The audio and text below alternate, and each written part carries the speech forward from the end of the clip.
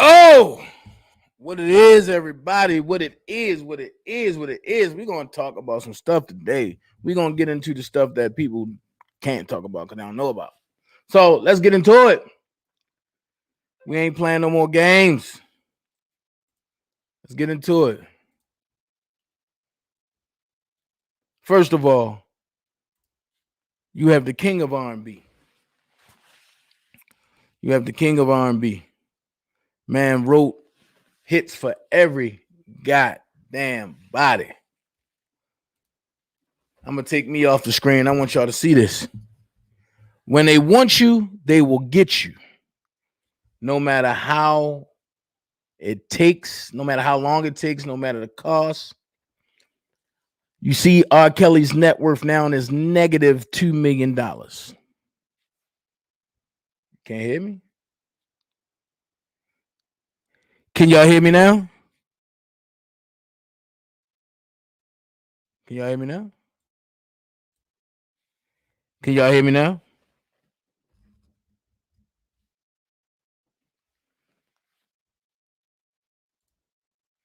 Can y'all hear me now?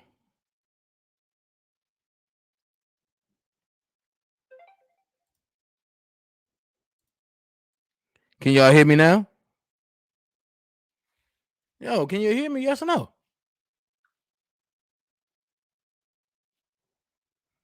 Okay, y'all can hear me. Y'all can hear me. All right, good. So, like I was saying, we got the king of R&B, and you see how they trying to set Robert up to where they can't. So now Robert won't be worth nothing, even if they release him. That's the whole goal, for him to be diminished to the scum of the earth. So his net worth went from 550 million to now he's negative $2 million. How is that possible when the catalog that Robert possesses, when I say possesses, I mean wrote, produced, sung, is worth to this day right now $4.7 billion with a maturity date of 12/20/2020.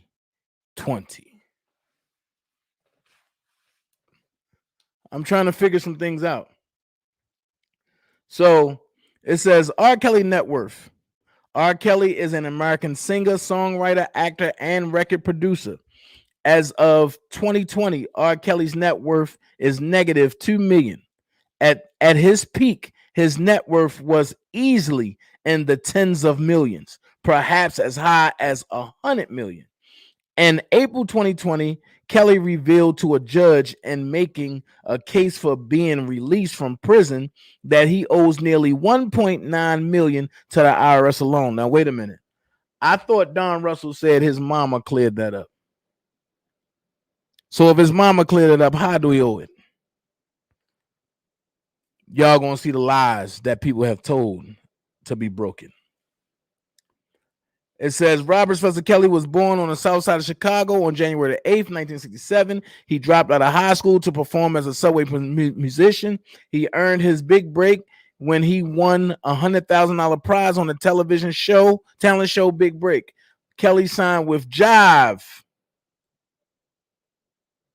Records in 1991 and released the album Born into the 90s with his group Public Announcement in 1993. Soon after, he released his solo debut 12 Play, which was eventually certified 6 times platinum.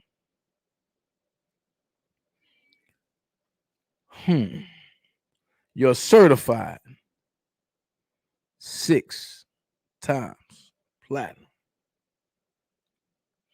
At the same time, he began a career producing records for others, including the debut album of the teenage pop singer Aaliyah. In 1995, his album R.Kelly sold 4 million copies. That's 4 times platinum.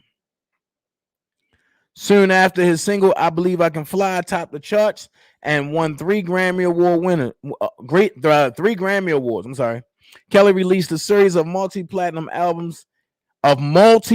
multi-platinum, not one, a series of multi-platinum albums in the 2000s, as well as the multi-part hip-hop opera Trapped in the Closet, which he released to radio stations in short portions. The final portion of was officially released to the public in the spring of 2010. Now watch this.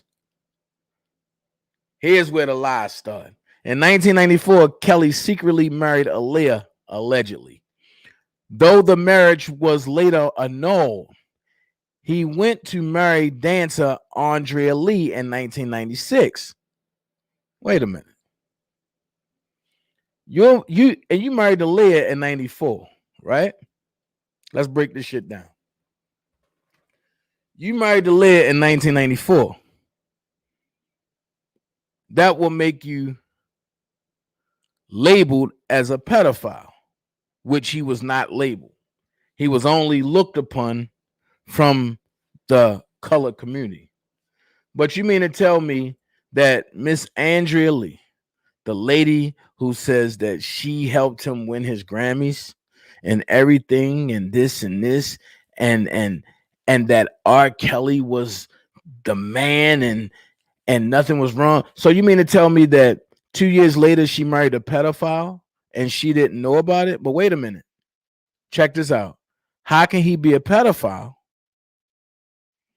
How can he be a pedophile if none of this was even filed on? You see where I'm going with this? The words that people use. Oh, Robert's a pedophile. Well, tell me how. Because he married Aaliyah. Okay, you mean to tell me he married Aaliyah in 94 and then Drea in 96 and Drea ain't have a problem with that? Get the fuck out of here. Something ain't right. You ain't going to tell me that. You ain't going to tell me just because he was older than Aaliyah and he wrote for Aaliyah, all of a sudden he had to sleep with Aaliyah? Why?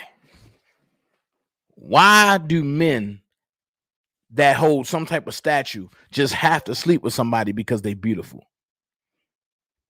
Why can't men just have a genuine love because the late great Aaliyah was helping him read and write? So it makes sense.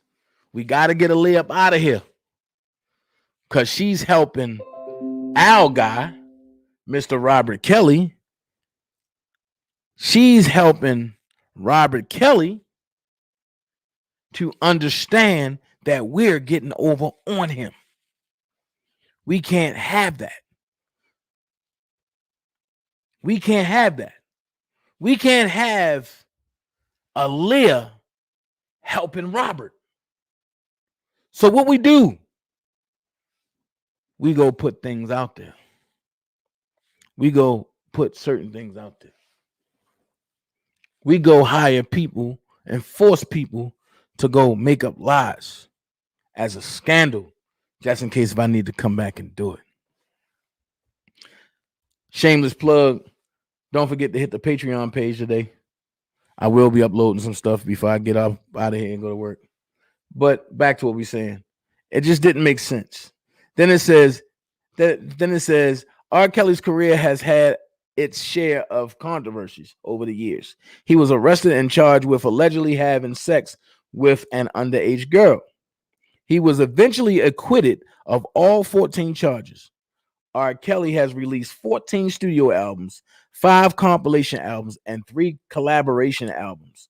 In addition to his 3 Grammys, Kelly has won dozens of awards, including several AMAs and BET Awards and many Billboard Awards. His most recent albums, Black Panties and The Buffet, were released in 2013, 2015, respectively. He has also participated in 12 official tours around the world, spanning from 1994 to 2013. He is also planning to make his debut as a film director and producer in the next couple of years, and is gearing up to take his musical Trapped in the Closet to Broadway. Time out. I got it. Thank you, Celebrity Net Worth. Right here tells it all. He has also participated in 12 official tours around the world, spanning from 1994 to 2013. Wait, why didn't the federal government include the dates 1994 to 2013? Why they only included 1998 up to 2006? Make that make sense. If R. Kelly sole purpose was to travel the world and sing to people just to get little girls to come to him, why is it that that timeline that's there is not in the federal government timeline? Make it make sense. But the part that I said I get, hold on, I seen something. Thelma Mosley, I'm gonna get right to you. Hold on. The part that I said I got, listen, he is also planning to make his debut as a film director and producer in the next couple of years, and is gearing up to take his musical Trapped in a Closet to Broadway. I got a question for you. If Robert turns to music and film and also produces everything in the way he do his albums, not only will he monopolize music, but then he's tapping into Hollywood. Then by taking his musical Trapped in the Closet to Broadway, I'm gonna let you in on something that y'all don't know. Broadway is the highest paid place that you can do a production. When you paying for nosebleed seats and they $228 and the pit seats are $1,500, most of these joints are sold out around the world. Most of these joints are sold out around the world. So let's give Lion King for example. The cheapest ticket for Lion King was $412 on Broadway. The highest ticket was $3,600. They did 28 shows. You do the math. So Robert figured they trying to kick me out of music. Fine. I'll do film and plays. So that means I will destroy you on the music side. But then I flip the script, put it down, flip it and reverse it, and then do the same god daggone thing over in film and play. You know what? Music taps into one person, Quincy Jones. And if anybody is talking about Quincy Jones on that platform, just know I brought that to them 10 years ago.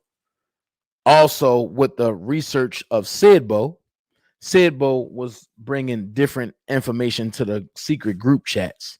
Just want to let y'all know. So before y'all look at something and say, oh, Dana still. No, I'm the original. It came from here first. Just to let you know that. Next thing, Quincy Jones' daughter plays an intriguing part in this. Quincy Jones' daughter was good friends with Aaliyah. Quincy Jones' daughter was also Tupac's girlfriend. We all know the story between Tupac and Quincy Jones. But do you know the story between Quincy Jones and R.Kelly? And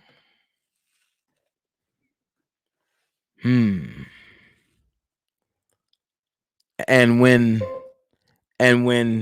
he got away from Quincy Jones, the word on the street was, we will make sure Robert would never be successful.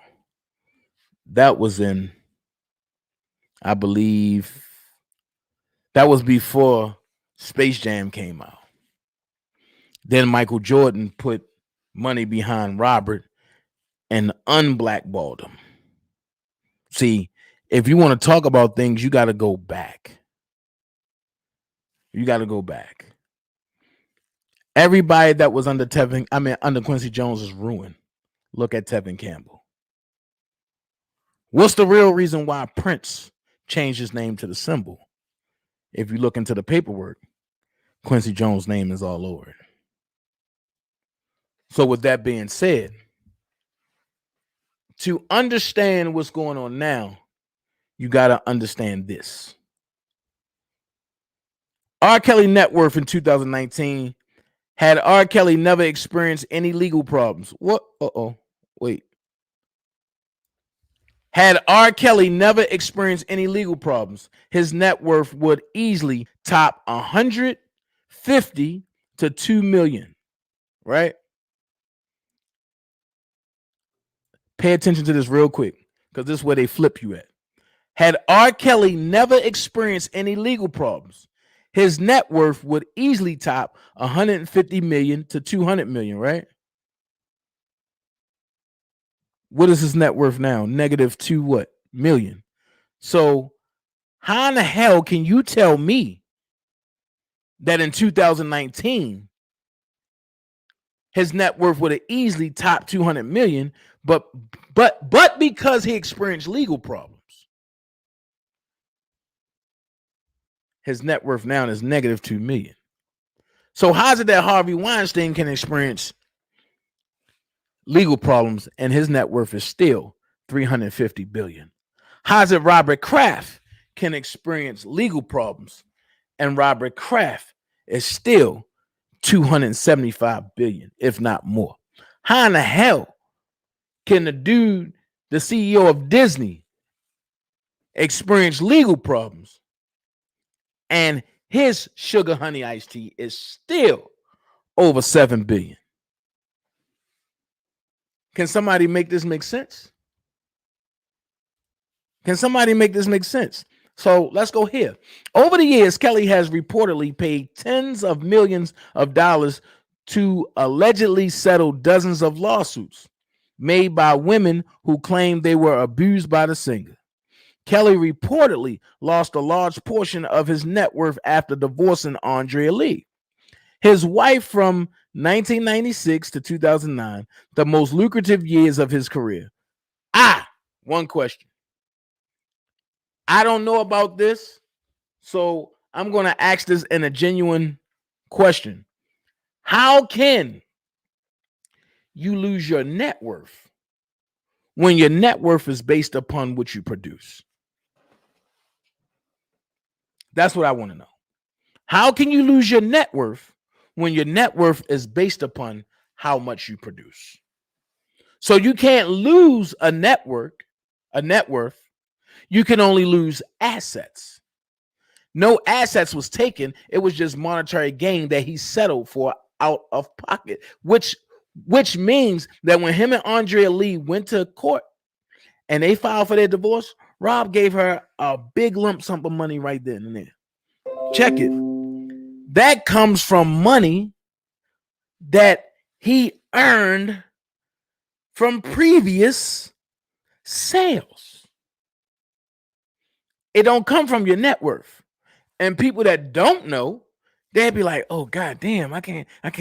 No, your net worth is based upon what you produce, and based upon what you produce and based upon how much that has expanded.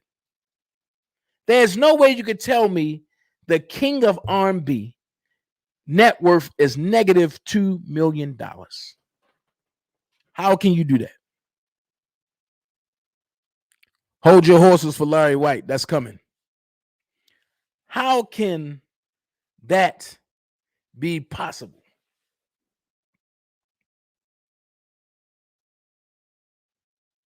That's what I want to know. Does RSK own assets like real estate, stocks, etc.? Karen, I don't know, but I would say no. I would say that certain people that allow this one individual on his platform, he does, in RSK's name. So let's go ahead. In 2012, it was revealed that Kelly owed $5 million in unpaid taxes, dating back 7 years. Wait a minute. Something ain't right. Something ain't right. So you mean to tell me they said R. Kelly owed $5 million in 2012 in unpaid taxes dating back 7 years, right? But in 2020, He only owed 1.9 million, right?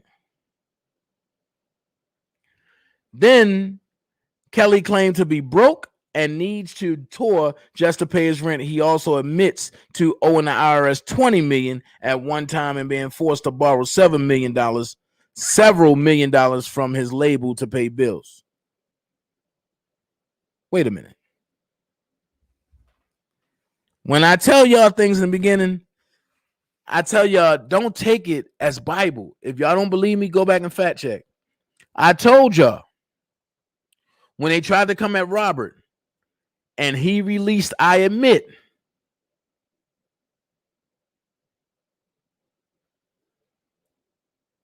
that song put all the elites to flight, right? But nobody paid attention. When Julius Darrington released this song, he released it on the wrong platform. He released it on Sony's own Spotify. He released it on Spotify. So, and it's right here. In July 2018, R. Kelly released a 19-minute song on Spotify where he addressed many of his allegations. No, he shouldn't have did it on Spotify.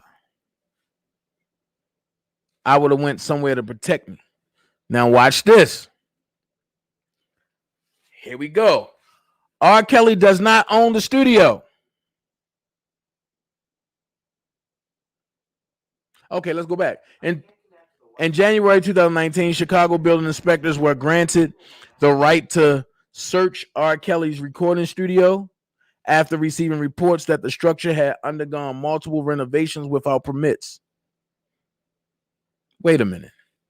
The Chicago building inspectors were granted to search R. Kelly's recording studio after receiving reports that the structure had undergone multiple renovations without permits. R. Kelly does not own a studio. He has rented it since 2017. Let's go here. Let's go. Here we go. 2017, this 2020. Let's get this calculator out. Because now we about to do some math. Here we go. All of y'all that want to help me out with this math problem, we can do this together. Let's put our minds together and see what we come up with. All right, 2017. All right. The 8,000 square foot building was actually listed for sale at the time of inspection for $4 million. All right, let me get a pen. 4 million. Y'all write that down. Write this total down. 4 million. All right. At the same time, the building owner had filed a lawsuit against R. Kelly seeking unpaid rent. According to the lawsuit, Kelly rent was $23,000. And that's rounded off to the nearest whole number. Because the total amount was $22,971.68. But that's $23,000 per month. And he hasn't paid in 7 months. So let's go there. 7 times 23,000. What do y'all come up with? I come up with 161,000. What do y'all come up with?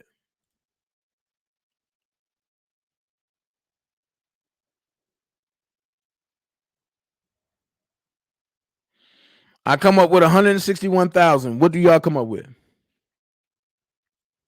When you multiply 7 times 23,000.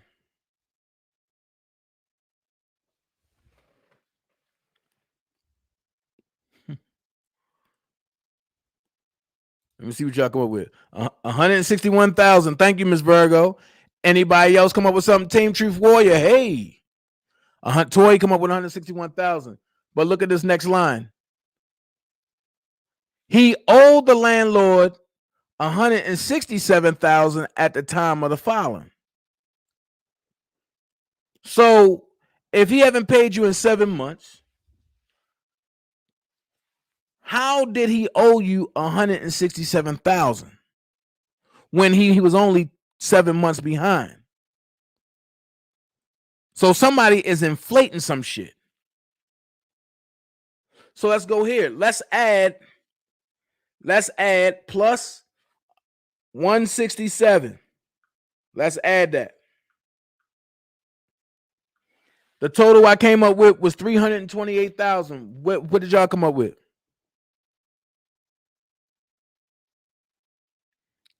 Yes, ma'am, Shelby. I see what happened to Bill. I come up with 328,000. Even if they charging for late fees and court costs, I never seen a late fee at a total of 167,000.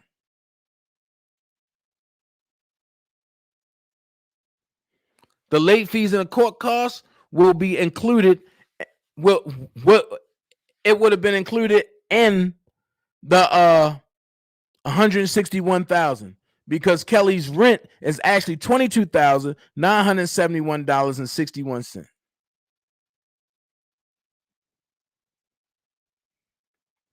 So now that we at 328,000, right? Okay. It says on January 14th, R.Kelly record label RCA Sony revealed that they were putting all of his future music releases on hold, effectively freezing Kelly out of earning more money. He owes RCA and Sony 2 more albums on his most recent record contract. RCA Sony has also refused to provide money for new music videos. The label is in a tough position because as of this writing, Kelly has not been convicted of any crime. It would seem legally tricky to fire him or hold back money based on allegations. If his contract contains a moral clause, which it did, there's a chance RCA and Sony could use that to extricate themselves from the deal, which they did. So everything stops. R. Kelly don't owe nobody no music. At this moment right here, the landlord breaks the contract and files for the eviction. I'm going to add this 167,000 on top of the 161,000, right? That means no more money can be added. That means no more money can be collected on. But wait, let's finish. In late February 2019, R. Kelly was arrested on a series of new charges. His bail was set for $1 million, which could have been satisfied with a $100,000 payment. Unfortunately, Kelly is so cash poor that it took several days for him to come up with the money. In fact, it was reported that the $100,000 actually came from a woman named Valencia Love, whose precise relationship to R. Kelly is unclear. While R. Kelly was in jail, his ex-wife Andrea filed a suit seeking $160,000 worth of unpaid child support. Wait a minute. Why is everything containing $160,000? Wait a minute. What's so special about that number? 1-6. What's so special about 16 and 60? Y'all haven't figured it out yet? I'm going to break it down to you.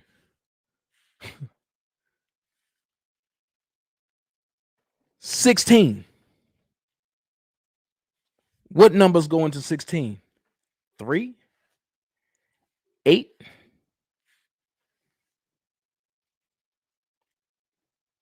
4. 3, 6, 8, 4. How many times do 6 go into 16? Twice. With a remainder of what?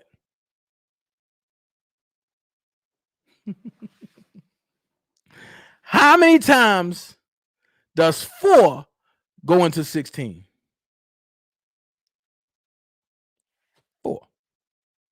with a remainder of what? None. Dana, what part are you getting to?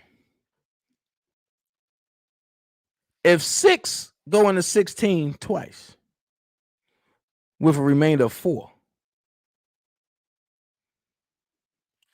Robert was locked up when? 18? 19? 19. Rob was locked up roughly last year, right? That means he's been sitting. I'm going to take the letter 4 out and replace that with the number 4. So Robert's been sitting in federal jail 4. Okay. How many motions was filed in 2019? 4. How many times R. Kelly went to court in 2019 after he got booked? 4. So Dana, you said the lucky number was 6. The paradigm shift is 4. The overall captivating number is 6. Why do you think everybody is surrounding themselves with 1/6? Why? Because if I get 1/6 of his earnings, he don't have nothing to fall back on.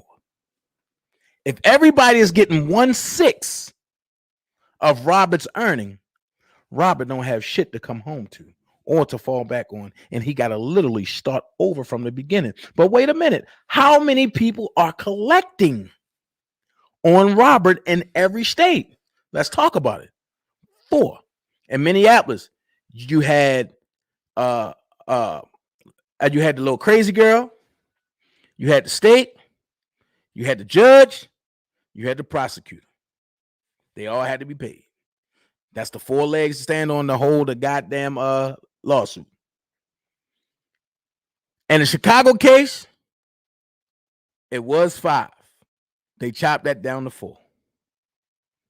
Victims, that was. The hell, I love it when you come over here and say that. These numbers mean nothing. They means a lot. Because at the end of the day, here's the thing. When you owe, or when people want you to owe them, they're going to take from you to make sure they get what they feel is their just due. I'm going to go here. Andrea Lee. I watched every video, every email, even had personal conversations. But, they say, I don't know, Dre. If you're in my Patreon, you'll see I know it very well. However, and what up, the hell? What up, Team Truth? They over here watching. However, 160 million for what? When your kids are grown. Is somebody getting an extra chunk of cheese? So I guess your cheeseburger is about 2 million a day, but you need 4 million in slices to make that cheeseburger a R.Kelly burger. That's why I need 160 million. Shit. I'm gonna ask you a question, Drea. The same question that I always ask you, and you tell me, get out your face. If Robert ain't never have Joy and Asda at that time, would you have got mad and pursued it? Things that make you go, So, right now the total is looking at 328,000, right? And the hell said, if you owe, you owe. Fine. So, if it's 328,000 of the total that we coming up with, right? Where do 1.5 million come from? I'm sorry. 1.5 million is so close to 1.6. So close to 1.6. I sat back and I had to think about this. Why didn't... Okay, here's a question for all of y'all scholars, because we're going to get out of that and we're about to go to the next joint. But goes next joint. Judge orders Sony. Okay. For all the scholars out there, why wasn't the money given to Andrea Lee? That's his wife. So why wasn't it given to her? I'll tell you why. It will help Robert. Shit. Why wasn't it given to the tax people? It will help Robert. So what we gonna do? We're gonna give it to this daggone landlord. Well, here's a question. The landlord knew he was wrong, but he knew Robert can't defend it.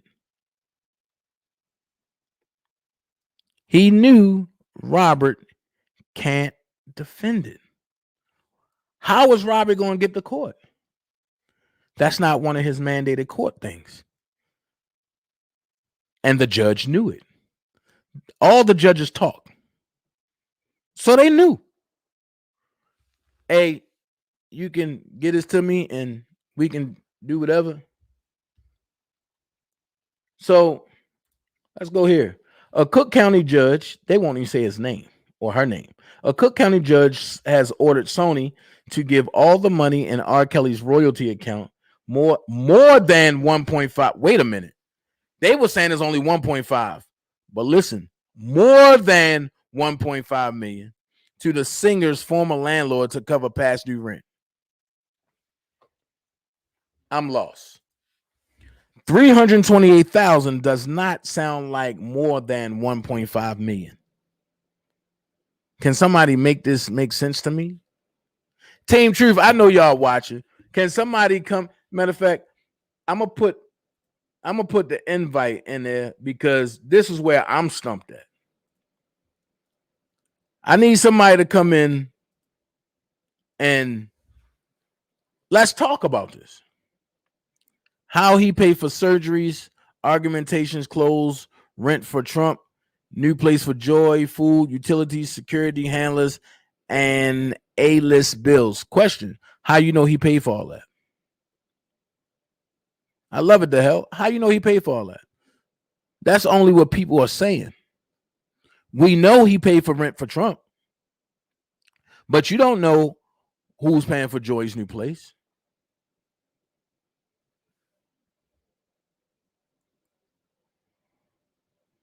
That part, Sonny B.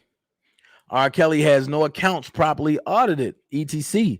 So unfortunately, looks like his earnings is a free fall. That part. The landlord is being paid twice for the same building. He is selling it for $4 million. Plus, they are ordered to get almost $4 million from Kells and back rent and repairs. Damn.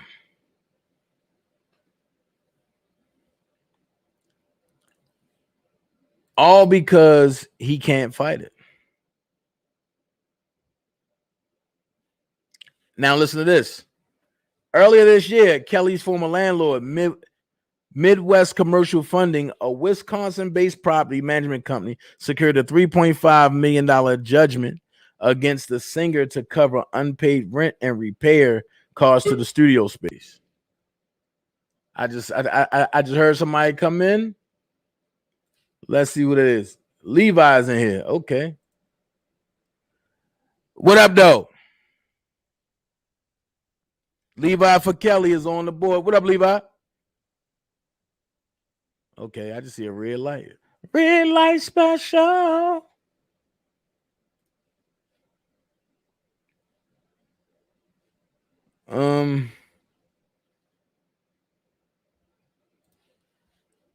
Levi.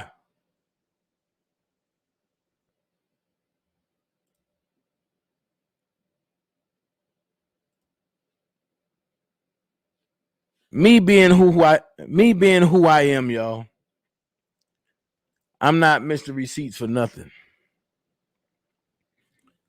I don't know what Levi doing. I just let him come back. Levi. Oh, see, his whole thing He can come back.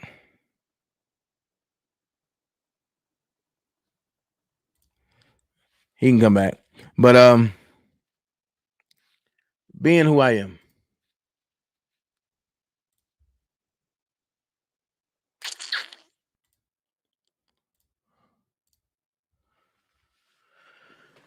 I got these joints in my pocket. So it's very easy to show you documents that nobody else have, only but a certain few. I said pew. Slap me.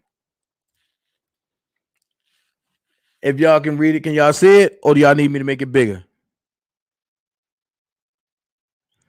Chris already said, Levi, for the first time, we can't hear you. Can y'all see it? Or do y'all need me to make it bigger? Because we're going to talk about this thing. I'll make it bigger.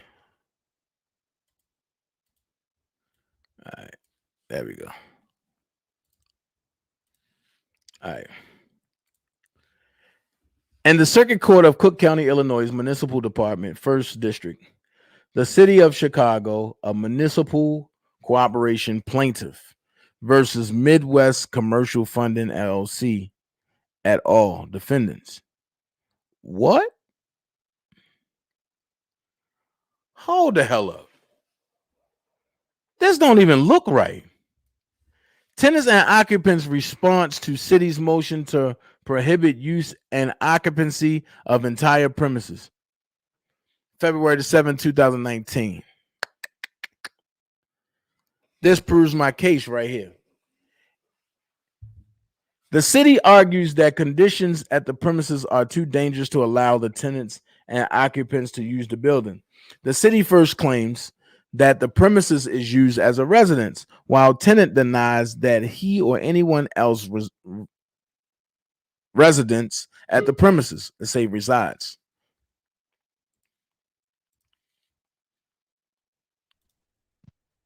Levi. Hey, what up, bro? What's going on with you? Okay, cool. It's a resides at the premises. He agrees that use of the premises as a residence is prohibited in the PMD4 zoning district and has agreed to an order enjoying all tenants and occupants from using the premises as a residence. The city also claims that the conditions exist which are too potentially dangerous to allow the tenants to use the building at all until all potentially dangerous conditions have been remedied and all permits necessary to perform this remedial work have been issued. Tenant denies this claim as well. Tenant has already remedied many of the conditions alleged to be dangerous. The rear wooden stairway have been repaired. The front metal stairs have been inspected and deemed safe, and clothing and debris has been eliminated. Tenant will soon remove any remaining bedding and other incidental personal items remaining at the premises by on or about February the 8th. Tenant has retained an architect and structural engineer to prepare plans for all work necessary to remedy all alleged violations. Tenant expects plans to be submitted within 7 to 10 days and will begin work to make those repairs as soon as possible. So here's my question. That was just the first page. With that being said, how in the hell was Robert in violation? I'll wait. Because nobody is talking about that. Nobody is talking about how if Robert is in violation, the paperwork just showed you what's going on. And then I'm going to go deeper into that paperwork. Hold on. I'm going to go deeper into that paperwork because I have the whole file here. I have the whole file here. So with the whole file being here, here we go. It say tenant denies that the premises is too dangerous to be used as a recording studio.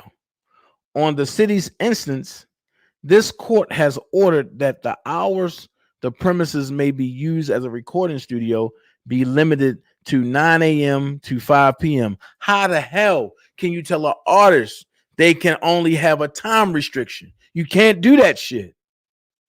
Use of the premises as a recording studio is explicitly permitted in the PMD 4 zoning district as a communication service establishment, which is defined by the city's zoning code as 1717-0104I, communication service establishments, broadcasting and other information relay services accomplished through use of electronic and telephonic mechanisms. Excludes services classified as major utilities and services and minor utilities. Typical uses include recording studios, television and radio studios, telecommunication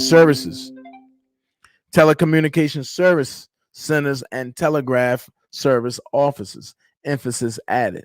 This order restricting the hours that the recording studio may be used has had the unintended effect by prohibiting tenant this lawful use of the property. This adversely affects not only tenants' ability to use the studio and make a living, but also adversely affects others who use the studio, recording engineers, other musicians, security personnel from making a living. See the attached affidavit of Robert S. Kelly. Because tenant has taken action to remove clothing, personal items, debris, and other materials, the city has claimed to create potentially dangerous conditions, retain an architect and engineer to prepare necessary plans to obtain required permits, and agreed to the order enjoining the premises as a residence. Tenant acts that this court to one deny the city motions to prohibit all use of the premises until permits are issued and work is completed. Amend its January 22nd, 2019 order to remove any restriction on the hours which the recording studio may be used. And 3, for any other relief this court deems just and appropriate. What do you think about that, Levi, before we go further? Yes, sir. Yes, sir. I think that if we all recollect and we go back, this was a move made after the Lifetime docuseries aired. Yep.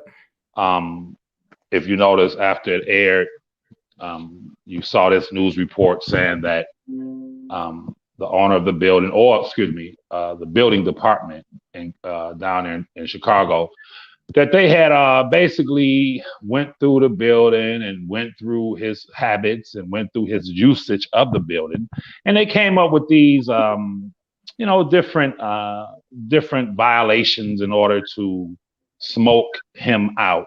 And I'll say this, y'all, what you have to understand is that if you right now, whatever city you live in, if you were to go to each building, restaurant, gas station, whatever, you can find violations, for one. For two, the idea of a recording artist being told you can only use your studio for certain hours, the allegation was that the studio itself was used as a haven for sex with young girls. That was a false allegation. And that's what prompted all of this. And I remember it. And I knew then that they were coming for him with all guns blazing. So, it is what it is. But just remember, just like Job, when he comes out of this, when Job came out of his situation, God allowed him to come out with great, great substance. And that's what he's experiencing right now, like Job, But you know what, Levi? This ain't enough for me. This right here is not enough for me. So what I'm going to do is I need to know deeper. Hold on. Don't say nothing, Levi. I need to go deep into the situation. Hold on.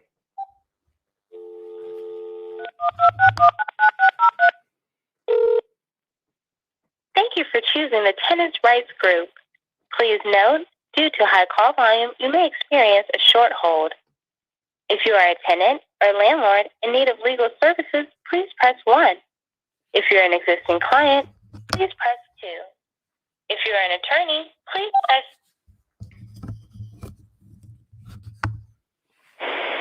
Your call is very important to us, so TRG has a voice transcription system. Simply speak clearly after the beep, and an email of your message will be sent to our staff. A law firm representative will call you. I wanted to call. All right, Levi, you can take it off. But I wanted to call Melvin L. Sims. That's why I just called the office up. Because when I look at the signature just looked like scribble. So I wanted to ask some questions live with everybody listening. That's what I wanted to do. But that's neither here or there. I got some more parts of that as well. So I got some more parts of that. That was 4. No, this is 4. Okay. Now, here's what's going to get me. We all know that Robert have dyslexia, right? So, in the circuit court, I'm going to blow this up a little bit. In the circuit court of Cook County, Illinois, Municipal Department, 1st District, City of Chicago, plaintiff versus Midwest Commercial Funding, LLC. Now, what I got a problem with is Chicago is suing Midwest, right, for this property, right? But they said that the inspectors went in.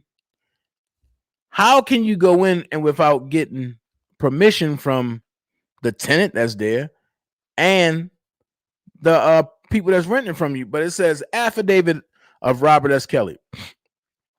I, Robert S. Kelly, being duly sworn upon oath, dispose and state as following. I submit this affidavit in support of tenant. Wait a minute. I submit this affidavit in support of tenants' response to the City of Chicago's emergency motion to prohibit use and occupancy of the entire premises at 2019 Justine Street, Chicago, Illinois. I have personal knowledge of this matter alleged in the city's complaint and the emergency motion pending before this court of conditions of at 219 North Justine Street premises. One of the operation of recording studios in Chicago and other cities, and of my use of the premises as a recording studio. My statements and assertions in my affidavit are true and correct to the best of my knowledge, information, and belief. I currently reside at 401 North Wabash, Chicago, Illinois. I have been in the music industry in excess of 20. In excess of 25 years as a songwriter, producer, and artist, I have recorded in dozens of studios throughout the United States. I have never been creative or worked between the hours of 9 a.m. and 5 p.m. Creativity manifests in various. This don't sound like something Robert would even write. Creativity manifests in various ways and a plethora of times. Excuse me. It took me 4 days to write I Believe I Can Fly. That's a lie. He wrote I Believe I Can Fly in 17 minutes. It took me 4 days to write I Believe I Can Fly and 4 minutes to write When a Woman is Fed Up. That I have used the premises as my recording studio since 2015. During that time and up until January 22nd, 2019, the recording studio has been used or could have been used for 24 hours. Wait a minute.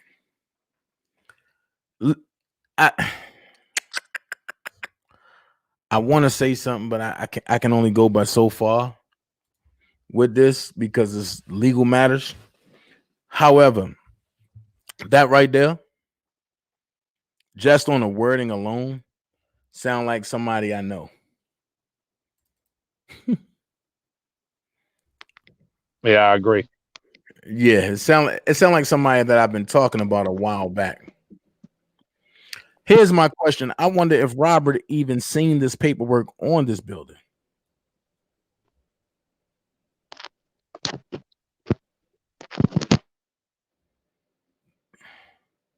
Okay, let's go here.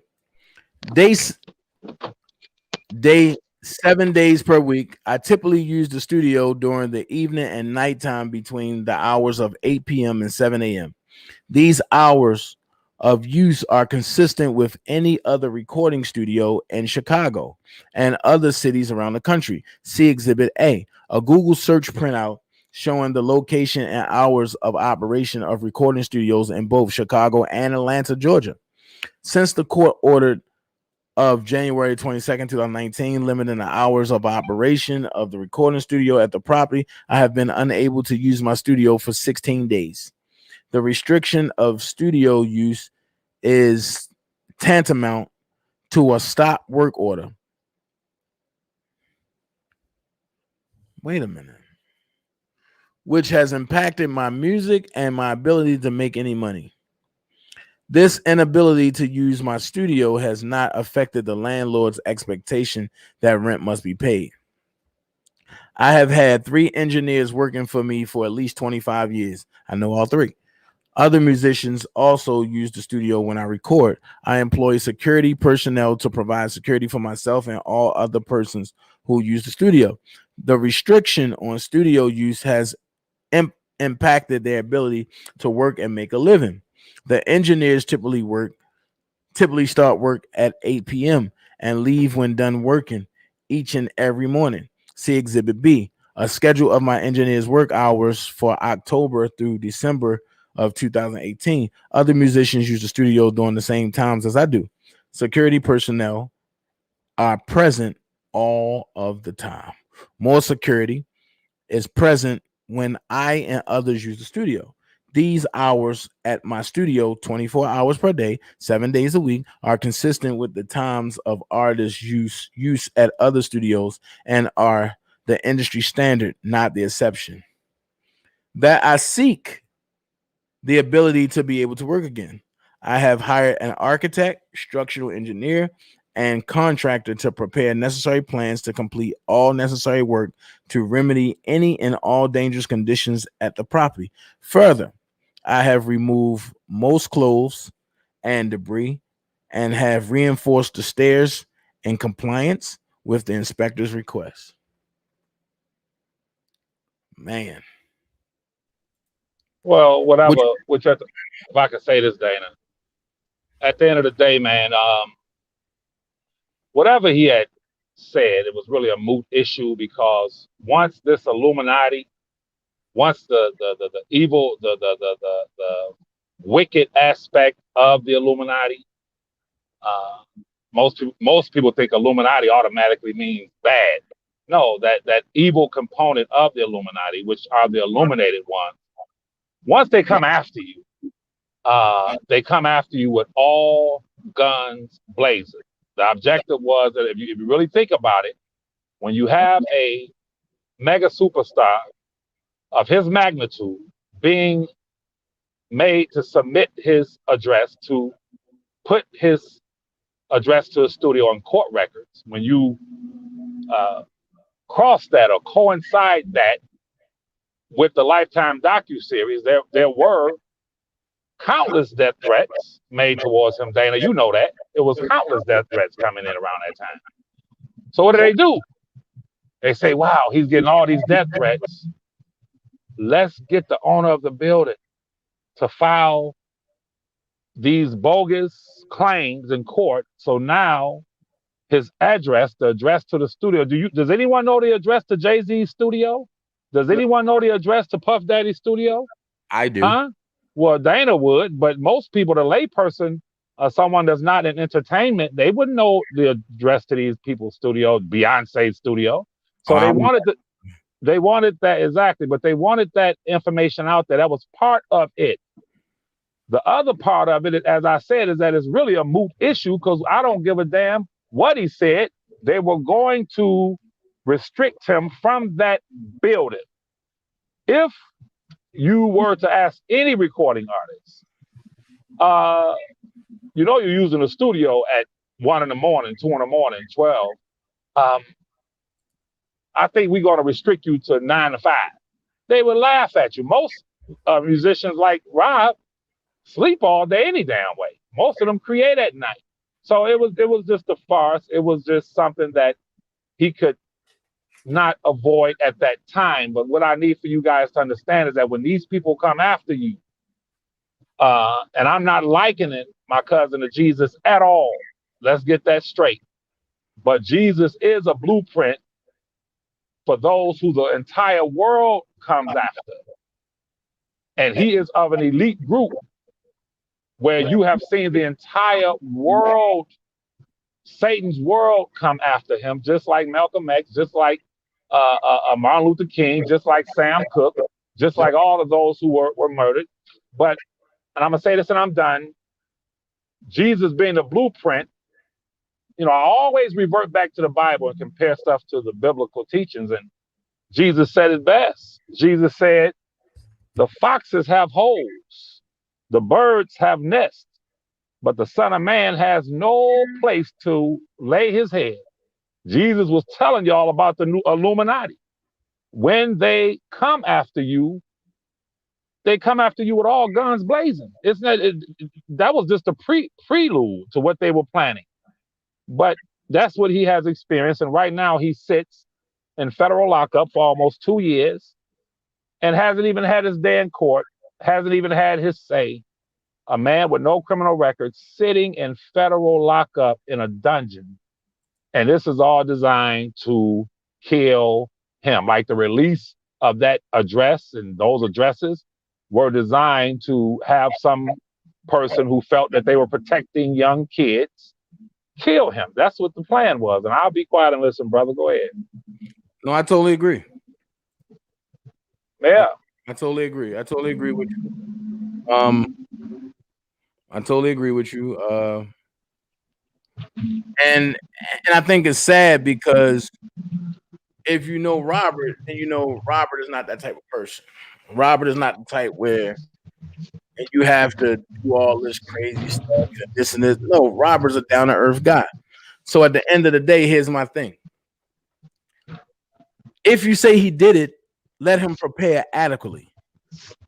Do not handcuff him and duct tape him to the point where he can't defend himself, but then you want to deem him guilty because you already done smeared him in public to make him guilty.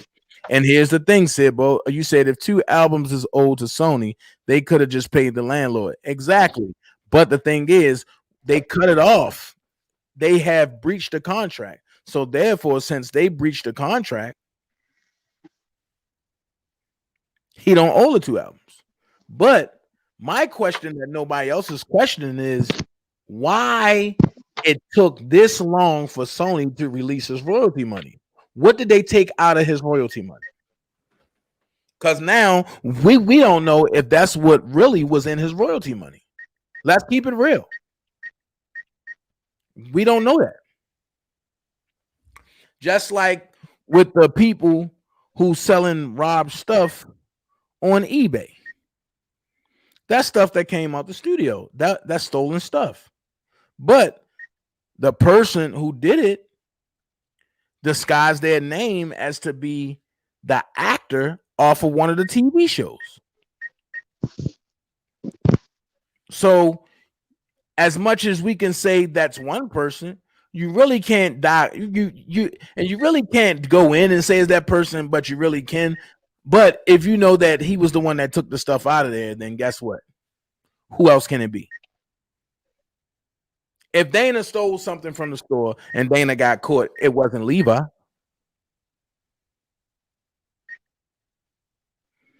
And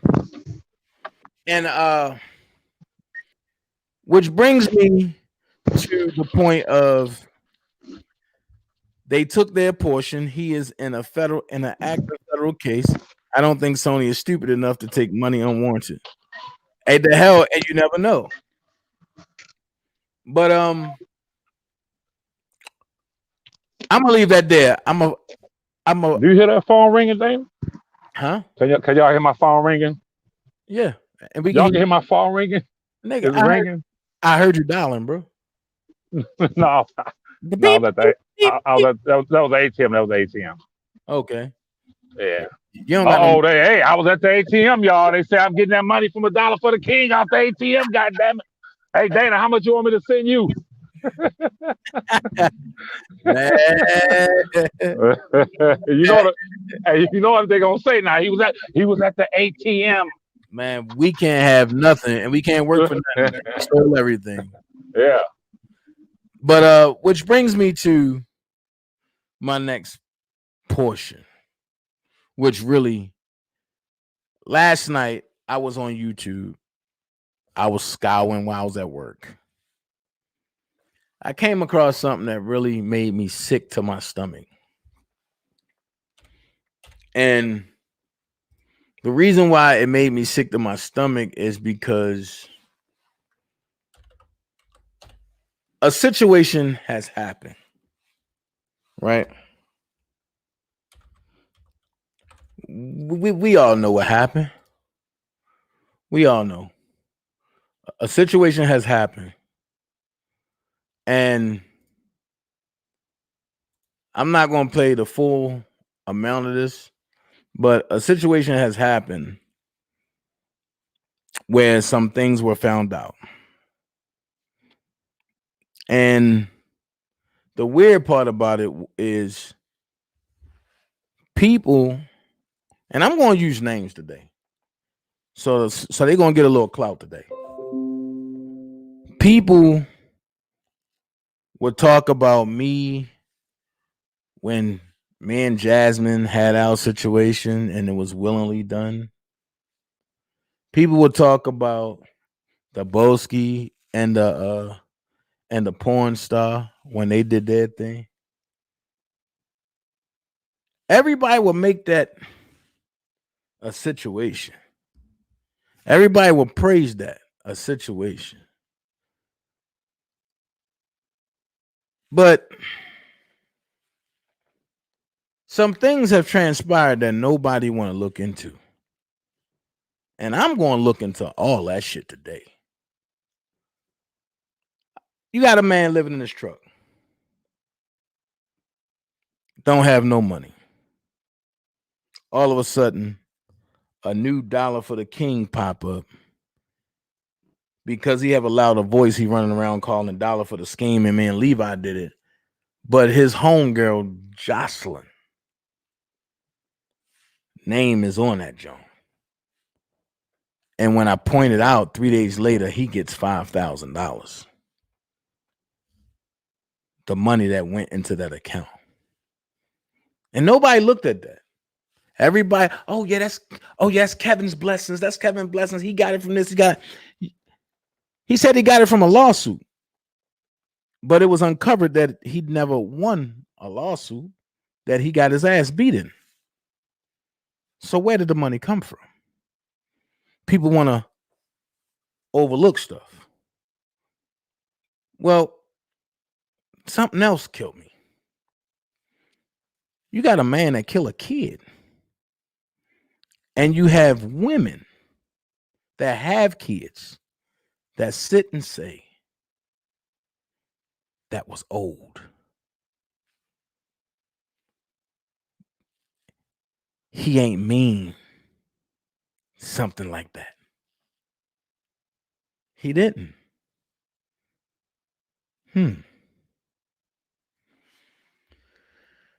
So I want y'all to listen to Casey McDaniel and what she had to say, which literally sickens me. And I have to disagree with Casey McDaniel, even though Casey McDaniel she's okay with me. I don't have no issue with her. But I have to disagree with what she said. And what happens is when somebody get in trouble or their friend get in trouble, the first thing they do is put God in everything. So listen to this.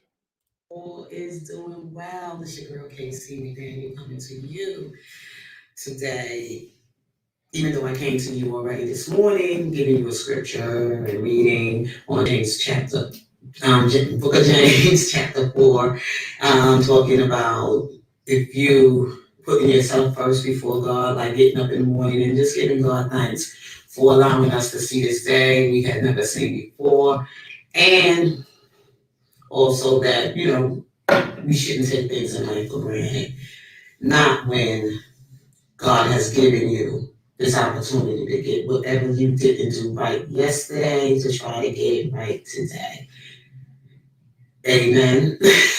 I'm going to say amen because when you speak it in godly forms, we are supposed to give God the honor and praise and say amen after what we say, especially using our Lord and Savior. Put his name first. Put him in the head of our lives. Now, what I wanted to do is I wanted to just get this message out there to my brother out there, Kevin Terrell, aka DJ Tyson. I'm not going to come here and attack DJ Tyson. God took that away from me. I prayed about it, and God has given me a whole new beginning, a whole new creature, created me a new creature. He has transformed me into the woman that he's trying to mold and shape me to be. Amen. Amen.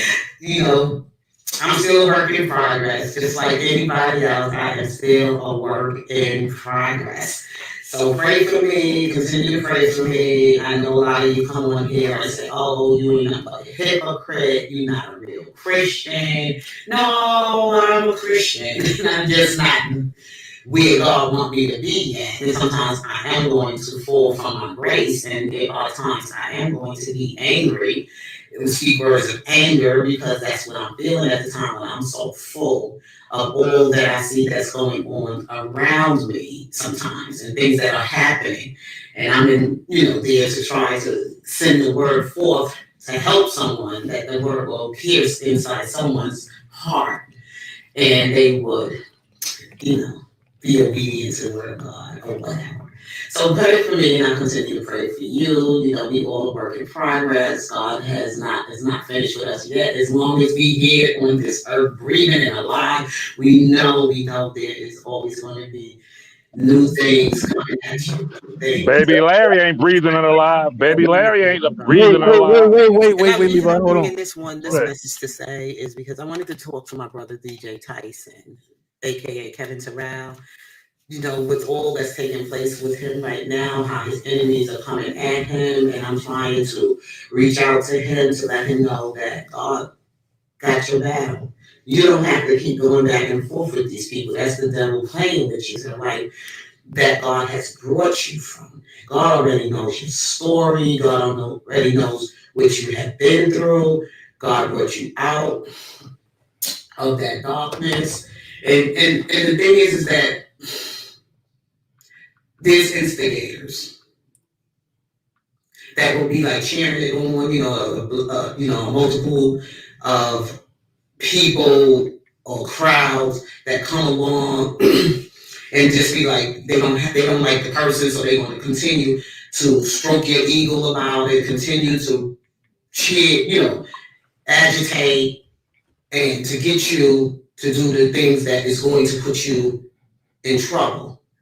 I'm coming to tell you because I was never a follower of yours. I had never really been, I was introduced to you coming from the time when Brother Dana J was doing an event that was, he was ready to do a protest. And one of the bloggers that I was at the time, and still am, and I'm on for her, is Prima Donna, who introduced you on her channel as somebody that was taking, giving an event for a protest, or joining us at an event or a protest for, the Robert Sylvester Kelly protest for Robert Sylvester Kelly.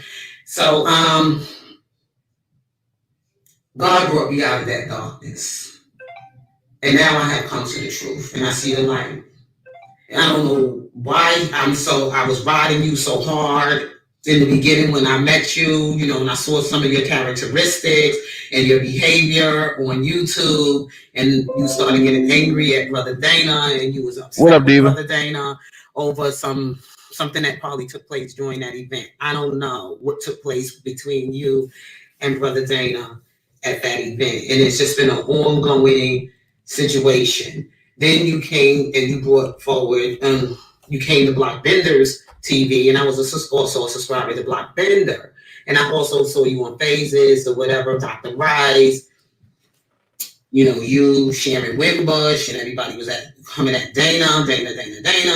And I was like saying, this isn't supposed to be about Robert Sylvester Kelly. So it was like really, really getting to become a distraction. It was becoming a distraction to all that was taking place that we were trying to do to fight to get the injustice done for Robert Sylvester Kelly, which I truly believe in my heart is innocent in all this. He does not deserve to be right now in detention, held at the MCC building, and denied his rights to have due process rights to be able to fight whatever trial he's up against. I just that's the way I believe. And not just because I'm an R. Kelly lover of his music, and he was my he was my playlist for my wedding song, and I did upload a video of me and my hubby on that special day of ours, so people could know one of the songs that I really requested on my wedding. And I would have loved for R. Kelly to come to sing that song for us, but unfortunately I couldn't do that because he was probably on tour, and he probably wasn't at the time in my state, in that city, doing his concerts or whatever. But anyway, moving on. So what I wanted to say to brother, I just wanted to just bring this to my subscribers, and also to any of his people for the YTF family that will come and view my channel. I say family because I know some of you have followed Kevin Terrell from Facebook, because I have followed him on Facebook myself. When he was he introduced his Facebook channel. So I did go to Facebook. I was subscribed to him on Facebook.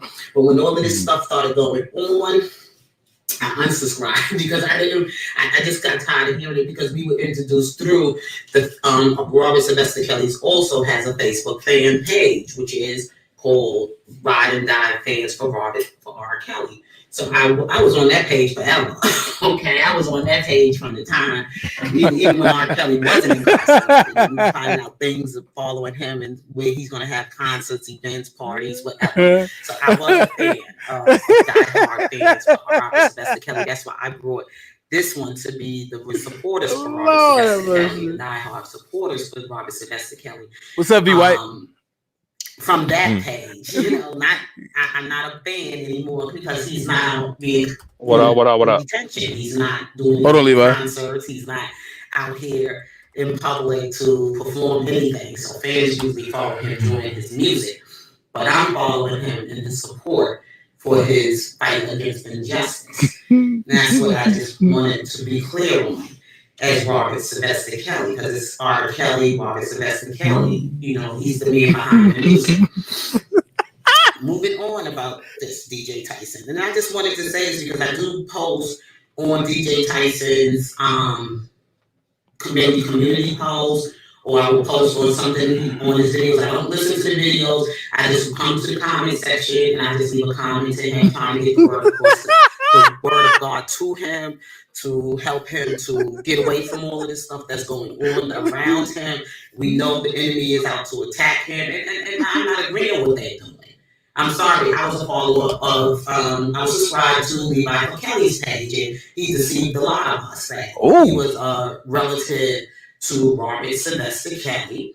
And then I just started seeing Levi doing some really strange moves, and then as I went back and I viewed some of his content that he brings to his platform, I realized that Levi has been somebody I've been really suspect of in his behavior, how he started now. He's always at grown man Larry's, the opposition side, and the things he's always defending for some of the so-called alleged victims. And one of the parents of the so-called alleged victims, which this young lady isn't a victim. I don't want to get more, some of you have got to do your own research to find these things out if you don't know. I'm not here to fight with you. If that's what you want to believe, then you go ahead and believe that. But I'm just like, I'm not pleased with Levi's characteristics. I mean, what Levi has been doing as well. What up, bro? And as I look back and I did some research on R. Kelly's career, and when he started out, there was a group called MGM before he became one of the lead singers for this group called Public Enemy. And he was moved out of on his own as R. Kelly. Those of you that do your own research, and I'm pretty sure there's some members from some of the other groups that he probably were with, on people he sung with out on the streets when he was in Chicago, people he met along his music career. And there's a lot of people that, became jealous of R. Kelly's, where God has took him in his career. And there's a lot of people thought, wait, hey, Levi.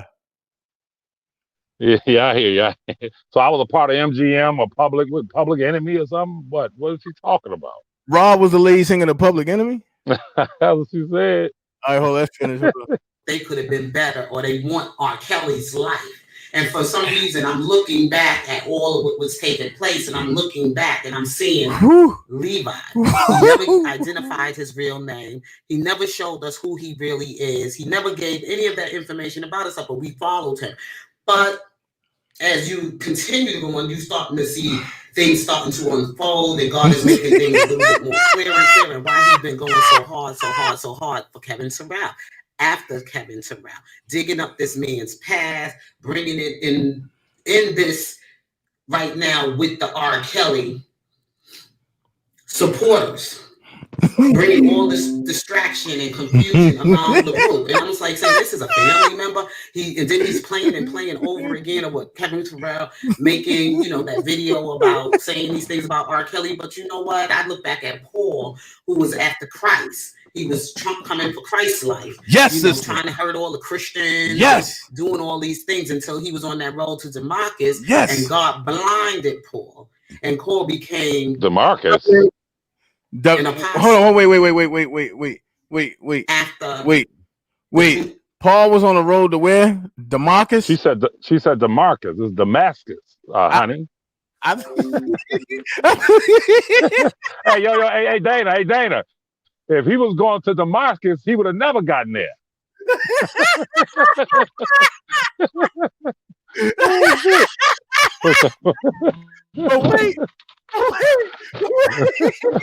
Oh, God.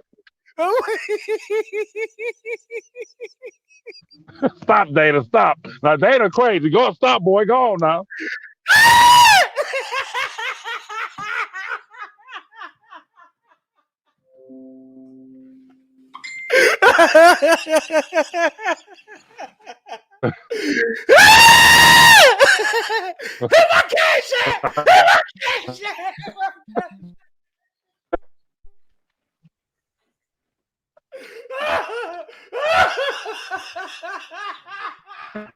Dana, would you calm down, man? Dana, calm down now. Oh, shit. I know a restaurant called the Marco's now. It's an Italian restaurant. Maybe he was going to get some lasagna or something. Was Paul going to the Marco's? Where's he going now? Oh, shit. Well, hold on. Let's get a little bit more of this. Wait a minute. Crucifixion of Christ, he became an apostle, and he became one of the greatest followers. And Paul was a wicked man. Okay, so when I look at what DJ Tyson is doing and how he came for R. Kelly, but see, God sent him here for a reason, and he was also part of R. Kelly's team all along. And we've been, all our attention was thrown off of that because of some of the things that Levi for Kelly was doing. And the reason I'm saying his name on here is because he's not opening up his community, his comment section for the community to have their opinion. So this is the only way I can get my opinion across to him. Oh, and I'm saying that because that shows you're suspect. Somehow or the other, whatever unsettled beef you have in the past with Robert Sylvester Kelly, this is you now playing this opportunity to get your revenge. So you're going to come in and play like you were a family member, but you're really not. Ooh. And it's been uncovered because look how you are hanging with the people, the opposite side. And you bring in all this stuff, and you're the mastermind behind a lot of this. I don't know who planted everybody in the groups to do this stuff to R. Kelly's support. God has not revealed that to me, but I now know who you are, Mr. Levi for Kelly. Who is he? See, I'm not afraid of anything I have to say that I know is true. And especially when I see innocent people lie. The hell, give me your phone. R. Kelly is an innocent man. What? And I don't believe Kevin Terrell was some gang probably out in the street, whatever life he was living in the past as a young man, and God is still working on Kevin. But I say to Kevin, you know, once you've been called by God, you have to follow his command now.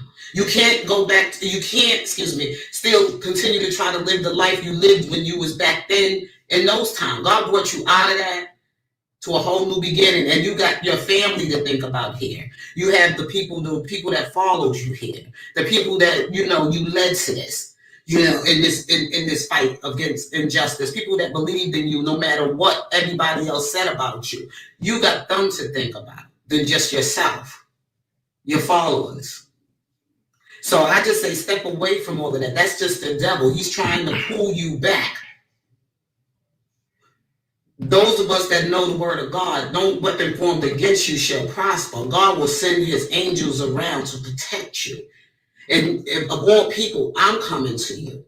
And I know I was one of those riding behind some of the saying some wicked stuff about you myself.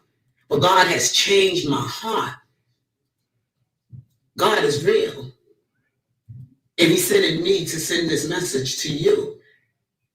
Lay down your weapons and let God fight your battles. Step aside.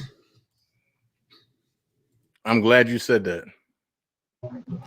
So before I lay down my weapons and step aside and let God fight my battles, I'm gonna let Levi defend himself. Thank you. Thank you so much, brother. Let me say this. First of all, one of the 10 Commandments myths spoken in the book. This ain't Levi talking. This ain't the book of Levi. This is what Dana, don't you start now. Dana crazy. Listen, this is the book now. This ain't the book of Levi. According to God, I want her to listen to me very closely, because when you come against someone who is righteously inclined and you are wicked, what you're doing is putting Pharaoh's magicians up against the real God. The God I serve is real. The God I serve is real. So when you come against a righteously inclined person, you have to answer for that. Now, one of the 10 Commandments is, thou shalt not bear false witness, which you did 10 times in the video. You said I sang with my cousin. I was a member of MBM, Public Enemy. You said that. Listen now. I mean, just outright lying in the name of God. You said that God. This man crazy. You said that God brought Kevin Terrell out. Did he? Or did your cash apps?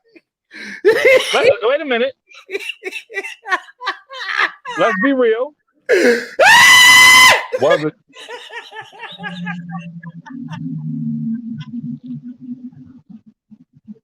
If I can't get the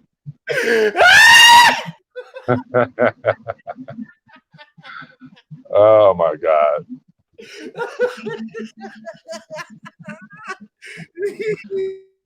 I have to say something too, Dana, real quick. Y'all don't understand the relationship that I have with my cousin. I want to say this to Miss McDaniel. Do you know if I point to you and I tell my cousin not to go nowhere near you, he wouldn't touch you with a 10-foot pole. He would speak to you because he's courteous like that, but he would not touch you with a 10-foot pole. So when you so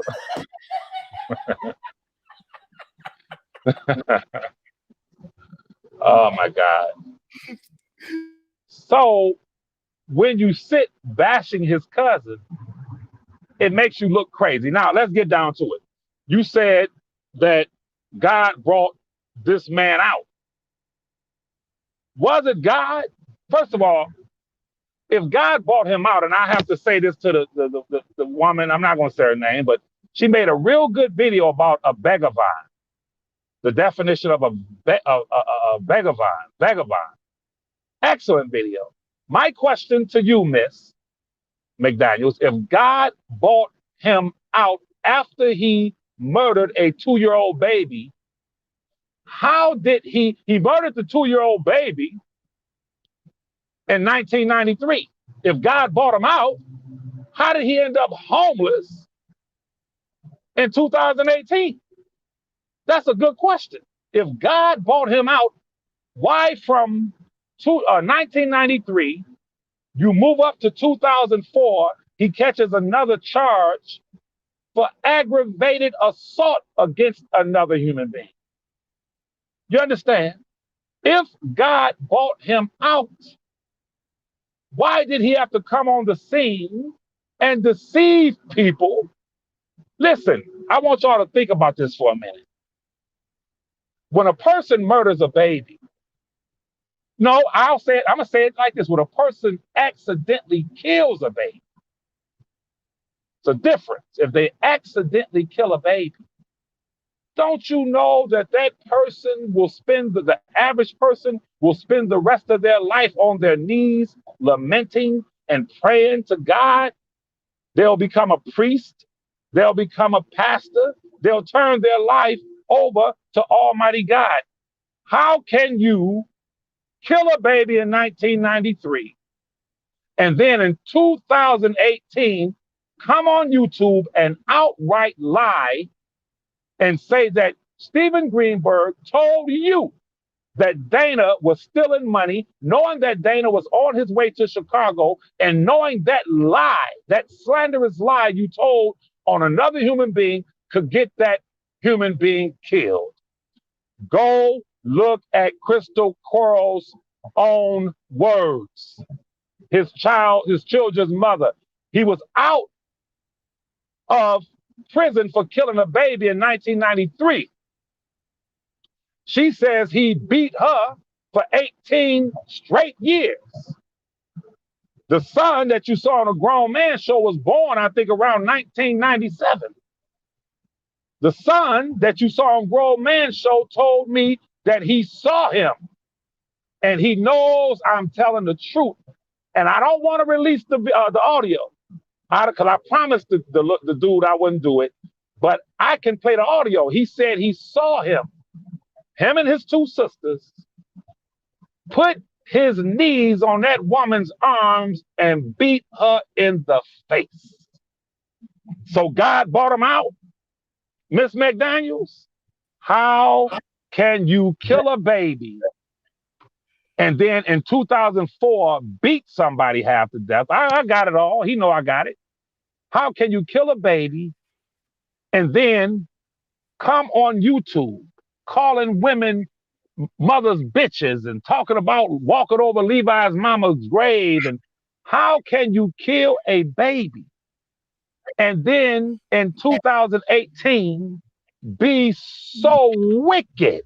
When you think that he would have came on humble, you say, let me say this also, y'all. This is what y'all have to understand. Miss McDaniels, you cannot forgive him for killing the baby because it wasn't your baby.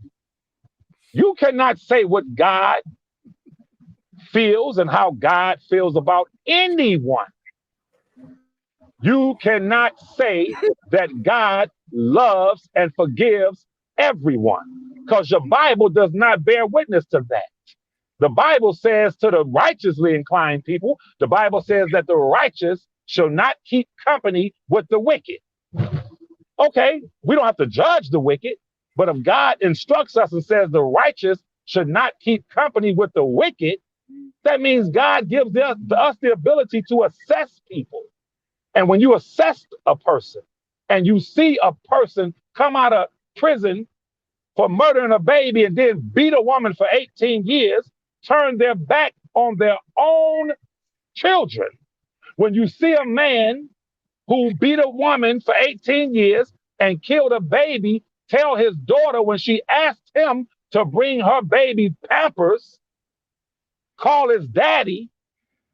And I understand why now, because if he saw that little baby, his grandbaby, it would bring back memories of the baby he ran over and murdered in cold blood. Now, the first hit, according to Zabolski, that first hit was an accident. But when he saw it was a baby and drove off, that was second-degree murder while intoxicated. So I want to say this to the sister again, since you're talking Bible. You know, sister, God can forgive everyone and anyone he chooses.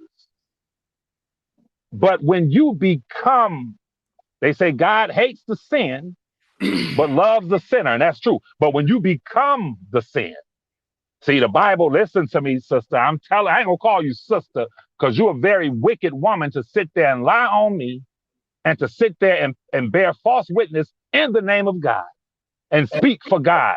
Let me say this. I'm sorry, Dana. When you become the sin, God hates you. That's the book. He loves one and he hates another. When you become the sin, meaning what?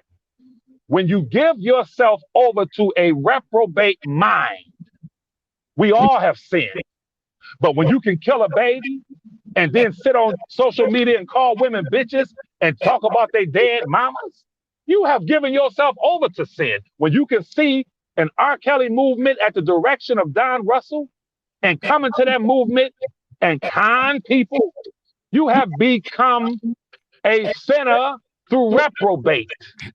It is not about this man. It is about the baby that was murdered, but you sat for 15 minutes and talked about to try to defend him, but you never talked about the baby, and you're trying to defend him, and he's never talked about the baby. Let me say this to you, Miss McDaniels. You a low-down ass woman. I'm going to tell you why. Because you used God, but you heard that man with your own two ears say, if y'all want to know the story about how I killed that baby, send me $500 goddamn dollars. You saw Zabolski putting in the legwork. You saw Zabolski, and I don't mess with Zabolski. I don't mess with him at all. That's on some street stuff. He know the code. I know the code. He know the code. I don't defend those who come against me, but in this instance, I'll say this. None of y'all have been fooled. Everybody that's from the hood know a goddamn kind man when we see one, unless you were raised somewhere in China. You saw Zabolski put in the legwork. You saw, leading up to the rallies, him asking for a cash app 1,000 times a day. Leading up to the rallies, you never heard Zabolski asking for money every 30 seconds. You saw when the rallies took place, he came there to film with his phone so he can get the donation. I would challenge each and every one of you to put the word cash app in his videos and see how many times it comes up. And I would challenge you to put the word cash app in Zabolski's videos and see how many times it comes up. Zabolski was never in this to make money. Zabolski fell out with me because he spoke on me and did not know me. I'm a stand-up nigga. I'm not a deceitful man. But for you to sit there and use God's name, listen, when you said you liken this baby killer to Paul, and I'm going to be quiet after I say this. When Paul went to Damascus and received the Spirit, Paul didn't pimp the gospel after that. Paul didn't try to make money off of Jesus' name. Huh? Paul did not pimp people and use people and cuss people out like Tawana, who gave him money out of the kindness of his heart. Paul didn't tell people, fuck you and your mama, your dead mama. This man is wicked. And the Bible teaches us, come out from amongst people like that, so ye be not partakers of their sin. You, Miss McDaniels, the fake doctor, and everybody that's trying to defend them. I want you to watch the misfortune that befalls you in life. I'm not threatening nobody. I want you to watch how God works in your life, because you know he's a con man. You know that he used the Boski. You know that he was jealous of the Boski. You know all the things that he did. Never came into this to embrace the Boski to fight for R.Kelly. He came in to use the Boski. Let the Boski do the work. Let the Boski do the reading. And then I'm going to come in with my camera and I'm going to keep saying, hit the cash app, hit the cash app, hit the cash app. Then he talks about the Boski having alleged sex with a woman, but he's on Randa's page. Listen, with a prostitute. That was a man. A male prostitute, a transvestite, showing that male prostitute's naked ass. But guess what, people? He never showed that on his channel. He did it at 3 a.m. on Randa's channel. He didn't show it on his channel because he didn't want these pitiful women who think they got a little short, ugly ass boyfriend on YouTube. He didn't want them to see it because they would stop sending him money, because they would say, wait a minute, he got a naked transvestite prostitute on his channel? I'm not sending this gay dude no money out of my pocket, and he's buying gay prostitutes. Everything that he does is calculating. He's a rat. He knows how to run up under a dumpster. He knows when to peek his head out, when to run out. As far as me using my name, I don't think Choke No Joke's name is Choke No Joke. I don't think Spitting Fire's name is Spitting Fire. Block, none of them use their name. Sky Zone, huh? I don't even Tasha K don't use her whole name. Dana definitely gonna use his name. Why would you lie on me? And if you play it back, not you, but if the people play it back, you'll see the reason why this woman hates me so much. It's because I am a decent, righteously inclined man. I put a finger on this murderer before we even found out he was a murderer. I called him out. You're a low-down woman. You sit there and talk about God, but you say the opposition, the ops, when you refer to a grown man in them, because I did what Jesus would do. I said, if there's a disagreement concerning my cousin and what you do, we'll sit down and talk about it. Doesn't Jesus love Larry the grown man? Doesn't Jesus love Angelo? Doesn't Jesus love Azriel? So if a man says, let's sit down in truth and honesty and talk about it, how can you say I'm unrighteous, but a man who you know is in this for money, who has pimped this movement, who has done all manner of evil, who murdered a baby, you're mad at Levi because Levi is legally minded. Levi has a legal team, and I was able to uncover all of his dirt. But I'm going to say this and I'm done. Give me 20 seconds. Miss McDaniels, you know there was a man in the Bible who owed the king $5,000. I'm talking about forgiveness, God's forgiveness.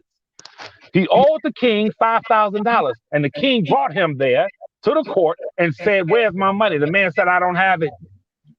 I don't have it. The man fell down on his face, begging the king to give him more time to pay. Well, the king found it in his heart and said, you know what? Go. You don't owe me nothing. I wiped your slate clean. That's what Jesus told us now. He wiped the man's slate clean. 3 hours later, the same man that the king let go was in the marketplace and saw a man who owed him $5. And that man walked up to him and said, "Where's my $5?" He said, "I don't have it. Please give me more time to pay you." And according to the Jesus and according to the Bible, that man beat that man mercifully. He beat him down for $5, even though the king let him go for 5,000. Jesus gave that parable showing you when they told the king, they brought the man back, and the king said to the man, "Did you just beat a man down for $5? And I just let you off the hook for 5,000?" And the man said, "Yes, I did." And according to Jesus, he told his subjects, take him in, imprison him. And he turned him over to the tormentors. They tortured that man.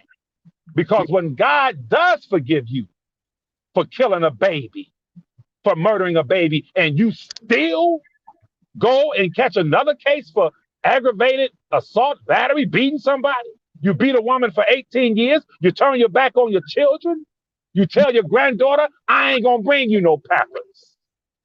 You do all this shit, and God has already pardoned you and offered his grace and his mercy to you, but you continue to con people, to lie to people, call women dead mothers bitches.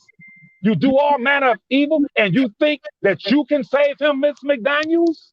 Huh? Do you think that you can save him? You know when he put that woman on the screen that he was trying to slander the boast.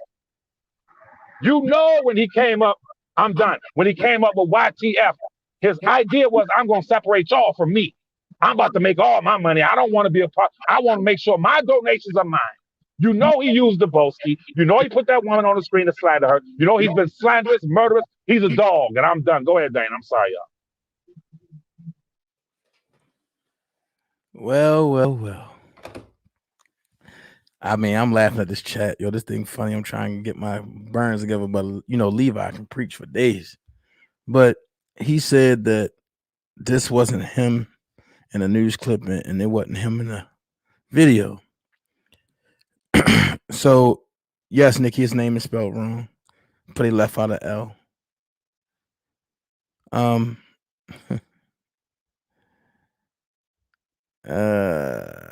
So, this right here is crazy because he said it wasn't him. Well, he fucked up with me when he crossed me.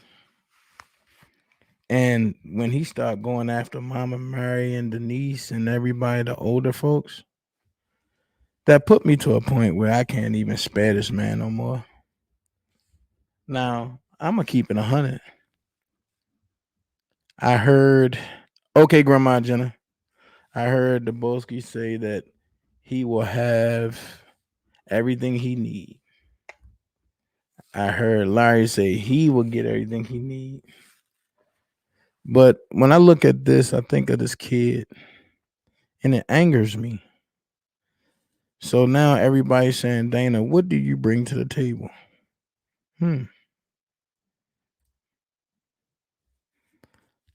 I never thought you'd ask me that. So what I'm going to do, I'm going to play a little quick song to get my mind right. Just listen.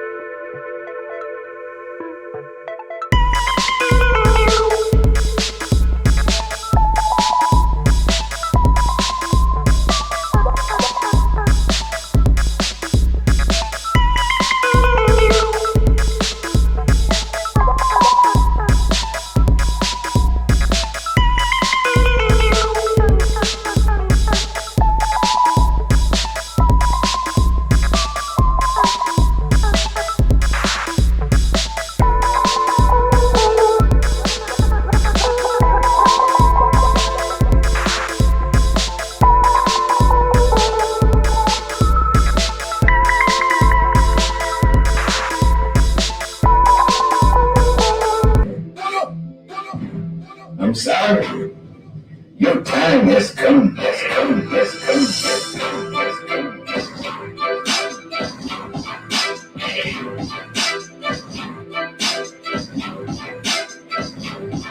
come. Your time has come. So let's go through it. I got the original file, and I've been sitting on it for a while. Uh-oh.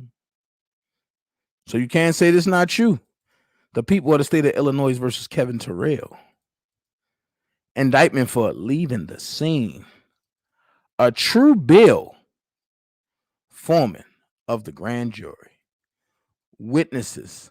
Officer Lawrence Clark. Let's see what really happened, Kevin.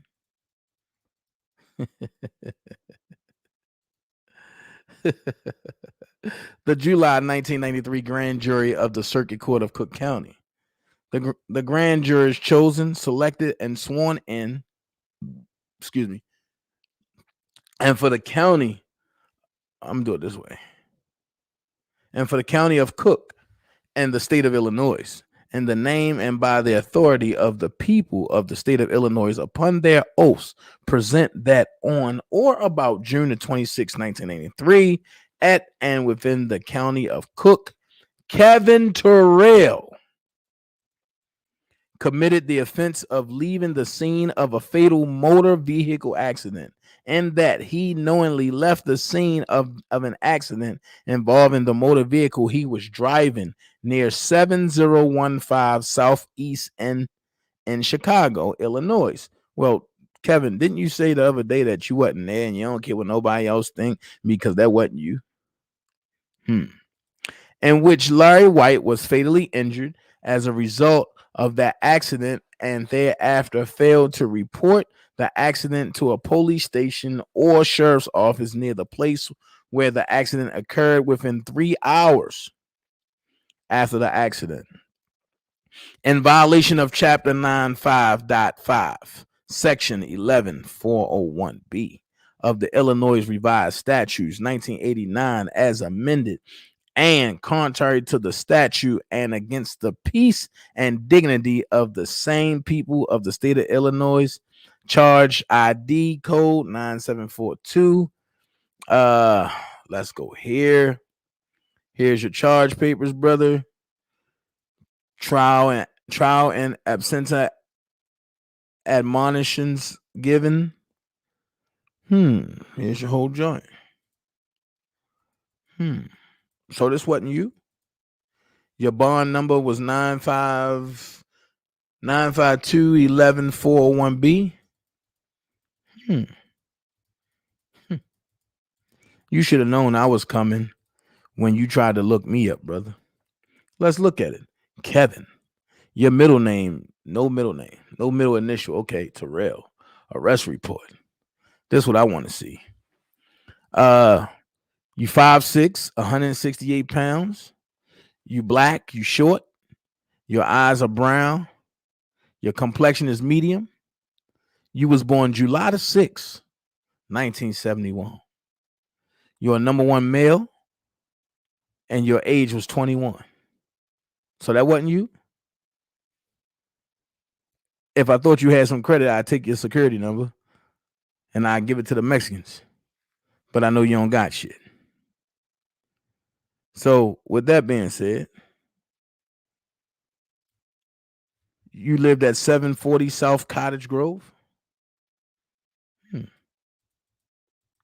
Okay.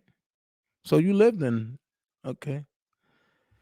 You was driving a 1983 Dodge van, body style van, color, light blue. And it was towed at 3434. Okay. Okay. You got it all going down. I want to see what's going on, though. Uh-oh. Victim complaint. Name, Larry White. They blocked out Larry White. Wait a minute. They blocked out Larry White address. Victim hospitalized. Yes. Victim injured. Yes. If yes, describe injuries. Major injuries. Major injuries. Hey Levi, why you keep jumping Yeah. on? Levi was like, I'll be back. I'll be back. Leaving scene fatal accident. Above subject was arrested and that he turned himself into the arresting officers, after being informed that he was wanted in connection with a fatal accident where the victim later died from his injuries in the hospital. Subject placed into custody and processed in 003, where he gave a voluntary oral admission. Okay. So you admitted to them after they had to come get you and look for you. Additional arresting V Watts. Okay, they got some additional stuff. Okay. Let's see. Let's see. Arrestee search by R. Bell. Okay. So you didn't do time for selling drugs. You did time for hitting a kid. Lawrence Clark, the police officer for victim Larry White. Complaint now appears before. Okay. This is your whole file, brother. So I dare you tell me this not you. 7015 Southeast End Avenue. In the rear. In the rear. So that was the alley part. Okay. Committed the offense of leaving scene of a personal injury accident, fatal accident, and that he caused great bodily harm to Larry L. White, who subsequently died from injuries sustained. He killed Larry L. White without lawful justification, and that he drove southbound in the rear lot of 7015 Southeast End Avenue, struck Larry L. White, then southbound down alley from scene without stopping to render aid or identify himself. Kevin Terrell failed to stop near scene or as close as possible and failed to report such accident within 3 hours. And this who they support, a killer. And this is who they support, a killer. I have examined the above complaint and person presenting the same and have heard evidence therein and am satisfied that there is probable cause for filing same. Leave is given to file said complaint. The judge signed off on it. Excuse me, Dana, if I may say real quick, I want. Could you please read the name of the judge to show y'all that God is in this? Please read the name of the judge, brother. Hold on, I'm trying to find it. Where yeah. It's at the bottom of all of those documents. Okay. Most of them. Okay, when I get there, I do it. Yes, sir. All right. Appearance for demand for trial. Immediate trial. This demand for trial to continue regardless whether the defendant is released from custody. Okay. Oh, he had a public offender. Okay. A public pretender. I'm sorry.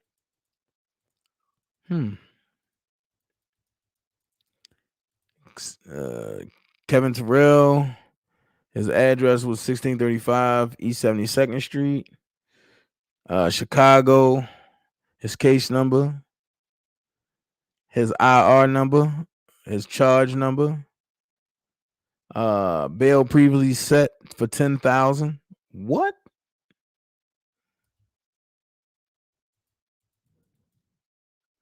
Room 101.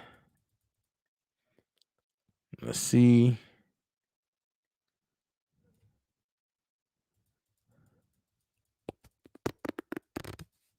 Let's see. What else is in the file? Okay. Case number, IR number. Let's see how many counts he get. He got 1 count. This had to be manslaughter. For a $10,000 bond, it had to be manslaughter. Judge 277. Who was that?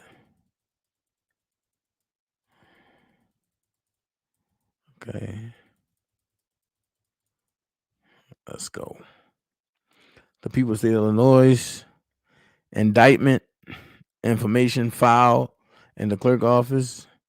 Presiding judge date. So this nigga snitch. Judge T.R. Fitzgerald. Levi. Is he there? Oh. Judge T.R. Fitzgerald. I don't know why he would ask me to read it and then disappear. Assigned to Judge Kelly. Oh, shit.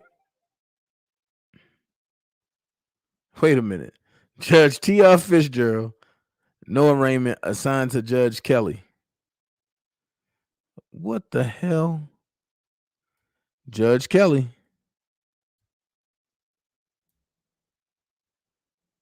So you thinking Judge Kelly sent them the PTI and everything? No, I was saying that he came on the scene in the beginning to defraud Robert Kelly. Because of And Judge. now, no. God works in signs. God works in signs. And now God says, I'm the Alpha and Omega. It was Judge Kelly that gave him a lighter sentence. He came on the scene to defraud Robert Kelly. So as a result of that, this case is going to be reopened. And that grace that God gave him, I believe, is going to be definitely taken back because he came. God works in signs. That's a hell of a coincidence that we learned of this murderer through the plight of R.Kelly, Robert Kelly. But the judge back then that gave him a light sentence for killing a baby's name was Kelly. That's all the point I was making, brother. Yeah, makes sense. Makes sense. They got his paperwork all over this joint. So he got the paperwork. And then, I've been locked up before. But you ain't been locked up for no real stuff. You've been locked up for, this is a crackhead job.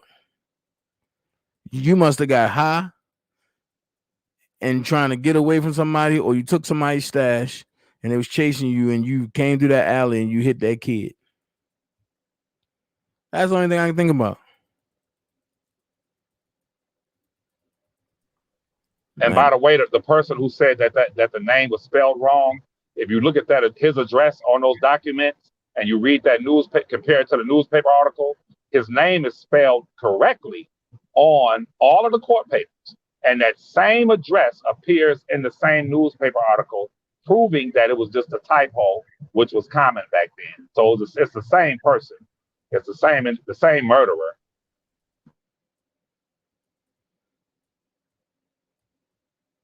So, I'll be. This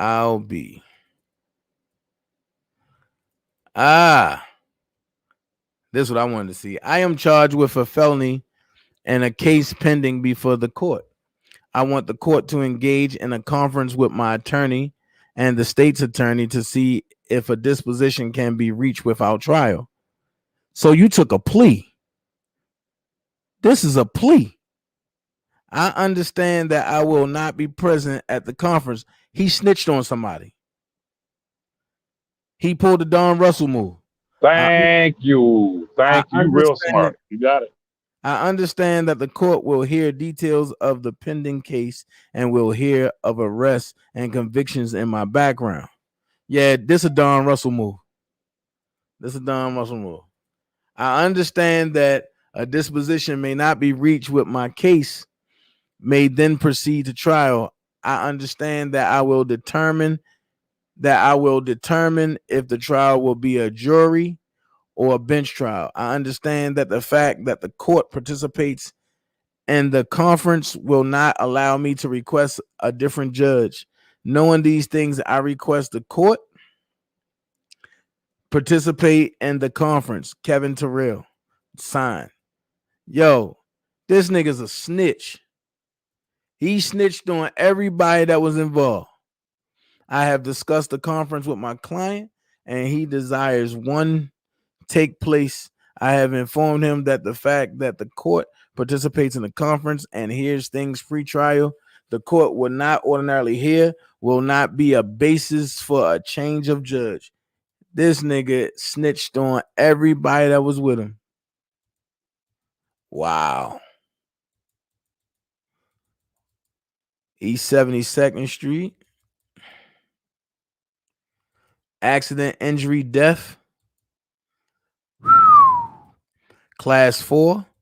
Oh, that's a felony. Wow. Order. A $10,000 bail for a hit and run that caused murder? Shit. You can do anything in Chicago then. Well, he snitched, and what he did was, when I say he snitched, I can say this real quick. For the lighten his sentence. Am I breaking up? No, go ahead. What he does, he's been doing it all his life. He sits and he collects information, and he stores that information like a rat.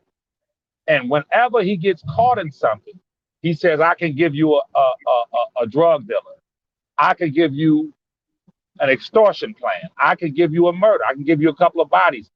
I have bargaining chips." The same way he asked the Bosky, just, in a haphazard conversation, "What is your children's mother's name?"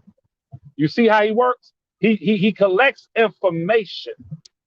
So all of those who have sat with him on phones doing anything illegal, just know that this rat has all your information, and when the gavel drops, he's going to run. He's going to tell it all in order to save his own ass, the same way he left that baby to die like a piece of trash in the streets, and the same way he abandoned his own children. That's his trait. That's what he does. He saves his own self. He says, "My blessing." He tells the woman who took him in Texas, "I ain't giving you none of these my blessings. It's about me." But go ahead, brother. Wait, Levi. Investigation continues. 3, none at this time. 4, none at this time. 5, will comply. I will never be caught on the phone talking anything with this nigga. He took a plea deal and ratted on everybody. That's why him and Don Russell are best friends.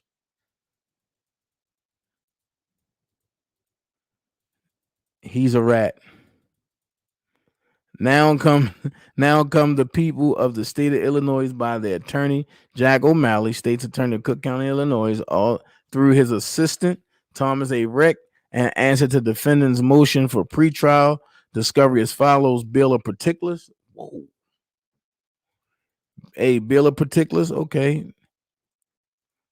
The physical description of the location of the occurrence is contained in the police reports tendered to the defense in open court. The people may or may not call the following persons. So now here we go. Here we go.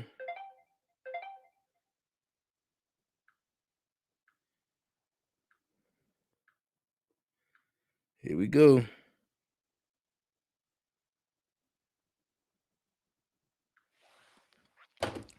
Patricia Abrams, family of the descendant.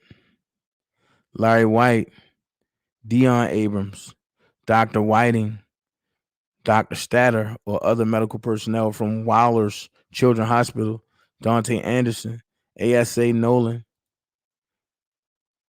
Dr. Chera, Abram Cobb, Chicago Police Department, Officer Smith, Officer Harvey, Officer Hurd, Officer Watts.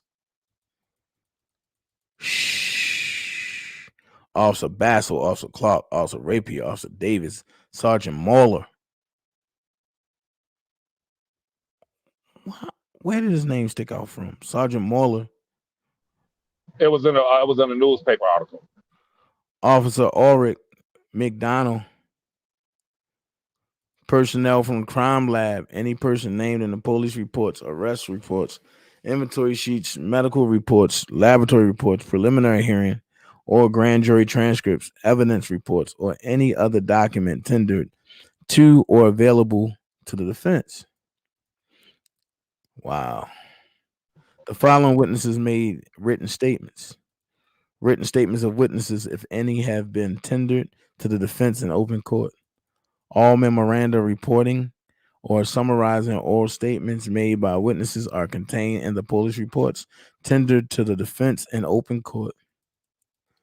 The people may or may not call any or all persons listed in 2A as occurrence witnesses at the scene of the offense or at the time of the arrest. Written or recorded statements of the defendant or co-defendants, if any, have been tendered to the defense in open court. The date, time, and place of such statements, the circumstances under which it was made, and the witnesses to the making or acknowledgement of the statements are contained in the police reports tendered to the defense in open court. God damn. Please see 6A for any books, document. Yo, they got a whole lab on this nigga. And it's still not done. God. And if I may say, what's contained in that lab that you just spoke about, those diagrams, those pictures, my attorneys are on it. And if what is shown in those diagrams, and they say they had clothing, photographs, all of that, if it basically confirms Dabolski's account, then there are two options. They can reopen the case on a state level, or they can bring him back on federal charges for violating the child's civil rights, which is a life sentence, basically, which he deserves. He really does, to take that baby's life and see the baby, according to Dabolski, saw it was a baby and just kept going, didn't try to help the baby, left that baby to die like a piece of trash in the street. I'll be quiet and listen. No, go ahead, finish. I'm just looking at it as I'm scrolling. Yeah, yes, sir. So what happens is, once you compare, and I sent you a text message, Dana, if you compare what he was sentenced to, which was 30 months, 141 days time served, and you compare that to other individuals who have killed people, especially children, and fled the scene. I sent you a text message of a screenshot of a gentleman, young man, killed the 8-year-old boy, fled the scene, same identical circumstances. The only difference probably is that this guy wasn't on crack cocaine and alcohol. However, that person was sentenced to 10 to 30 years in prison. It doesn't add up that a person who was, I forgot to mention you all, 2 months prior, which I'm going to forward that information to the proper people on YouTube. My attorney was able to pull that information where 2 months prior to him killing that baby, this is factual, he was caught with crack rocks for usage. 2 months prior to killing the baby, he was arrested, charged with possession of crack. And then 2 months later, he kills a baby. However, the Cook County prosecutors, nothing in that file, you will see his history, which 2 felonies of being caught with crack rock. One was 1989, then 3 burglaries in 1989. And in those burglaries, on 2 of them, he was in possession of a stolen vehicle, which means that he was breaking in people's homes just to support his crack habit. So when I'll say again to Ms. McDaniels, if he can sit and cry and tell people I'm going to confess my life to get money, he can talk about that. He can talk about the fact that he murdered a baby. Why don't you tell the people that? But Miss McDaniels and others, like the fake doctor, they want to defend him, and he hasn't even spoken out for himself. I'm sorry, Miss McDaniels. I'm sorry, fake doctor. But he said y'all got to pay him $500 for him to tell how he brutally and savagely killed that poor innocent baby. And I'll be quiet and listen. He says, I, the undersigned, do hereby waive jury trial and submit the above entitled cause to court for hearing. Wow. So he waived the jury trial and just took a sentence after he took the plea. Okay, it makes sense. That makes sense. I mean, the nigga's a rat. It's been confirmed. But I'm gonna pause that and Ty, Eva shouldn't be blocked. I don't know why Elga shouldn't be blocked. Hold on. But I'm gonna stop and pause and say this. Shout out to my dog. I got your text, homie. Shout out to my dog, Roddy Rebel. Just got out an hour ago. Took his first Uber ride back home. About to turn up. Roddy Rebel is home. Oh, man. Yo, can I get you on my platform, bro?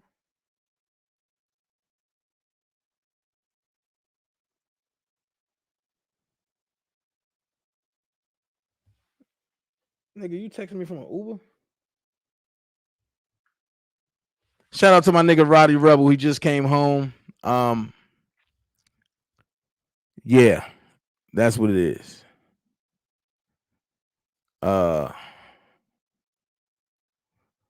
Who's asking me?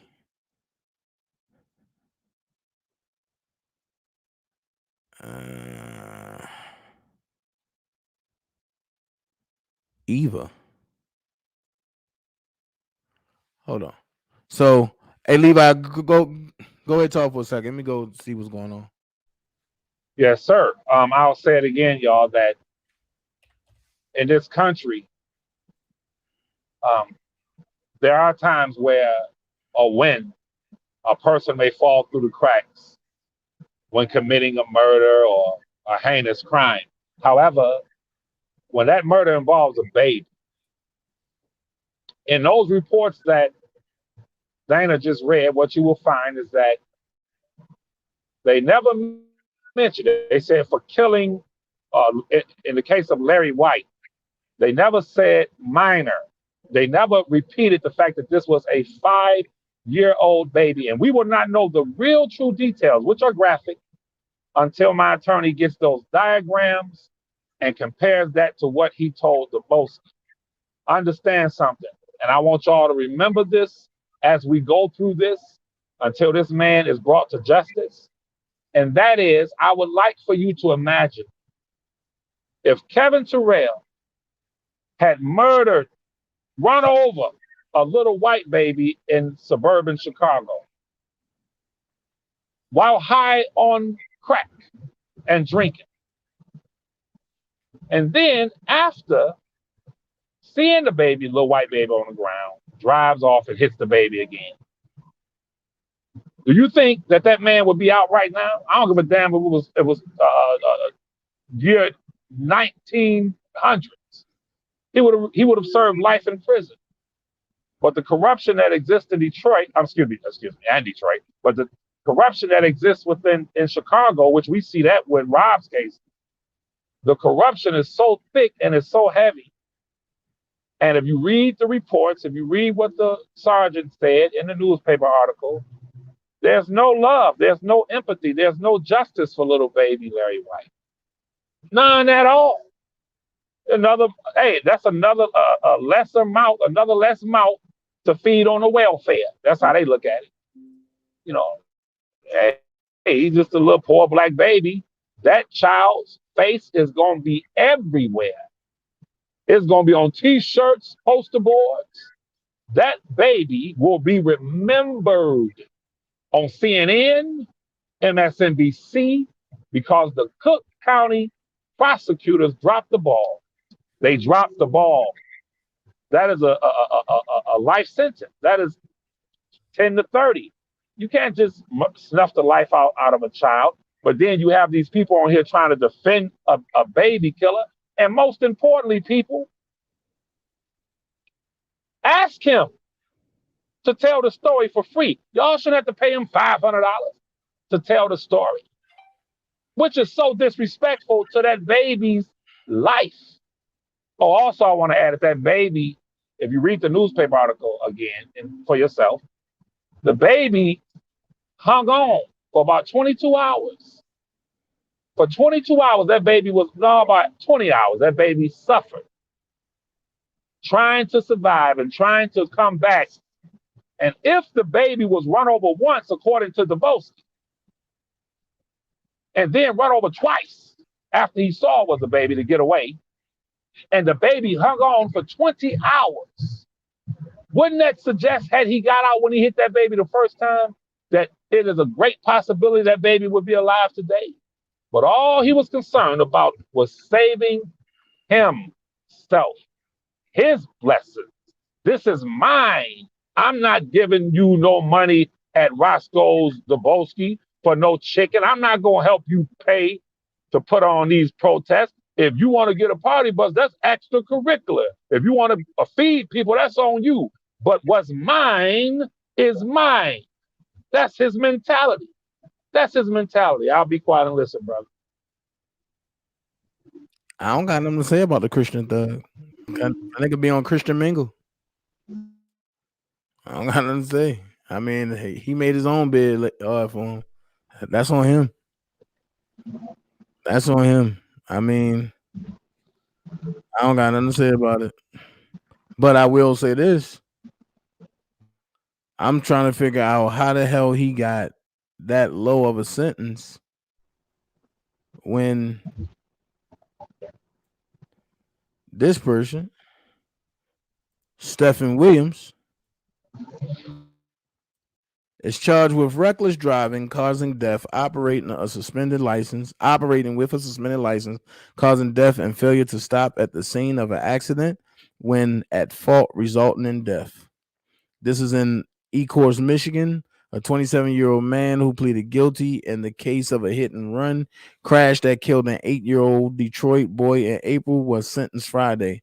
Stephen Williams pleaded guilty to all charges, including reckless driving, causing death, failure to stop at a scene, resulting in death, and operating with a suspended license, causing death. He was sentenced to 10 to 30 years in the Department of Corrections on all 3 counts. That's right. 10 to 30. 10 to 30 years. But this man, that was an 8-year-old boy. This was a 5-year-old baby. And, I'm going to get off of here, man, because I get emotional over this, man. Because I remember my mama, and a lot of us remember our mothers walking us into kindergarten. Most people remember going to kindergarten. And I remember my mother walking me into kindergarten. I was 5 years old, holding my hand. And imagine back then, a savage beast hits you, sees you, and then, according to the Dubosky, hits you again and drives off. And according to the newspaper article, runs, hides. And if someone had not seen him, little baby Larry White his death would be in vain. But someone saw it and knew it was him. So the article said they went to the relative's house, the friend's house. Then 2 days later, he turns himself in after he drinks some and cleans up and tries to get all the alcohol and drugs out of his system. But if he had that been a white baby, they would have forensically tested his hair. They would have swabbed his whole body, found cocaine residue, and given him life in prison. So the best that's going to come out of this is little baby Larry White's family, after we're finished, will be able to sue Cook County. That little baby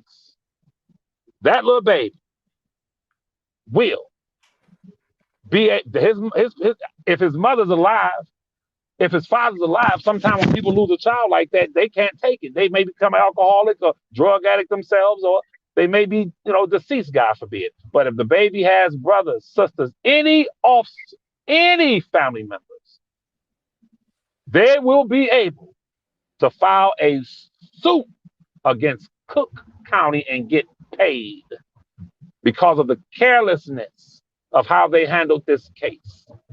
Because they knew it was a black baby, a poor black baby, and they gave less than a damn. But the beauty of it, and I want Dana, because I saw Dana at the protest praying for that the woman about her son. And if Dana could please bless us by praying for little Larry White before he concludes, I want you to understand, I'm spending money. I want this baby's face on a billboard in Chicago. I want this baby's face plastered everywhere. And once he's convicted, little bitty Larry White will be able to rest in peace. He came back from the grave. And if it were not for God putting a division between Dubowski and Tyson, we would have never known. But I'll say this also. We would have known because I'm a street guy. I am. And I know that I believe that Dubowski would have never been able to hold that. I saw the change in his face. Him having kids himself in the streets, when somebody tell you something like that, you can't hold it. He would eventually told it because it makes you say, wait a minute, nigga, I can't rock with you. And that's what he did. And like I said, I don't mess with dude. I don't rock with dude. But at the same time, if it were not for him, and I have to say this, and I don't mess with that dude. I'll never sit down and have a drink with him. It's all good. He stay over there, I stay over here. But I have to for little baby Larry White. And I thought I would never say this in a million years. I have to thank him, Dubowski, for bringing that child's murder to the forefront so that baby could receive justice. I'm not thanking him for me. I'm thanking him for that little baby, that poor, innocent child that laid there suffering. And after he was scraped up off the ground, he laid in that hospital for 20 hours in pain. And now y'all sit around and want to buy people chicken dinners and let him lay up on his back and dance and laugh and joke while you so-called women with children and grandchildren support him. He can have a nice life and eat and drink and talk about people and attack people. But little baby Larry White laid there for 20 hours. Read the newspaper article. He was run over on a Saturday night and expired Sunday. And this man is so low down that he tells you got to pay me $500 if you want me to tell you how I killed that little boy. A murderer. And that tells you he's a murderer because a person who did, it was an accident, he would have came out a week ago and said, yes, y'all, I had an accident and I have gone to God with it. He would have cried like he cried and talked about how that he was in the streets. That man will never have good fortune, ever. And I'm done when I say this. You mark my words. Anyone that supports him, anyone, you will never have good fortune because when God, as the lady said, turns a person into a vagabond, his punishment is having to know he has a grandchild. And when that grandchild turns 5, he will know that little baby that his daughter cherishes, the same kind of child, the same baby, 5 years old, caused the death and destruction. That baby's grandfather killed a baby his age. He has to pay, people. Whether you like it or not, he has to pay. You can try to stand in the way of God if you want. Hey, y'all, I'm done when I say this.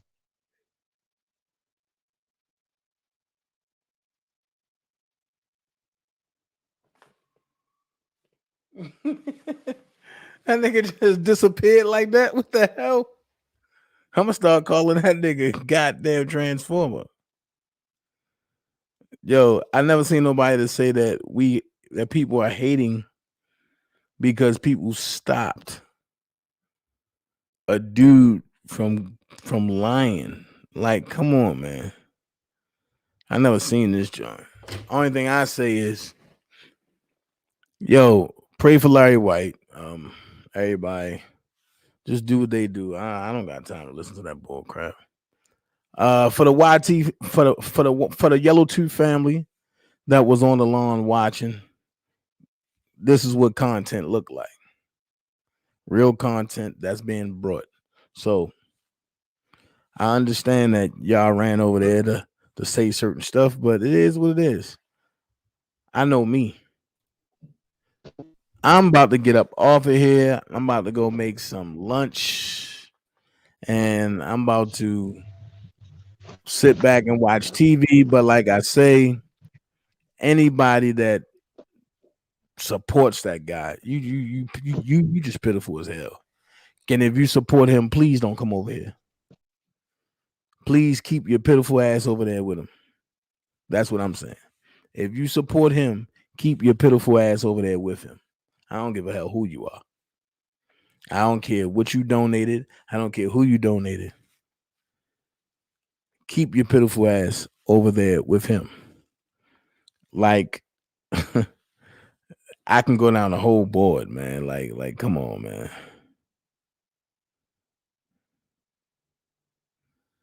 Like, I can really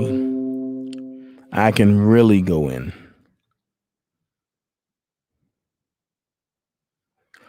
I do want to address this hoe real quick. Miss Fat, you saying they mad you stopped their bag. What bag have anybody stopped?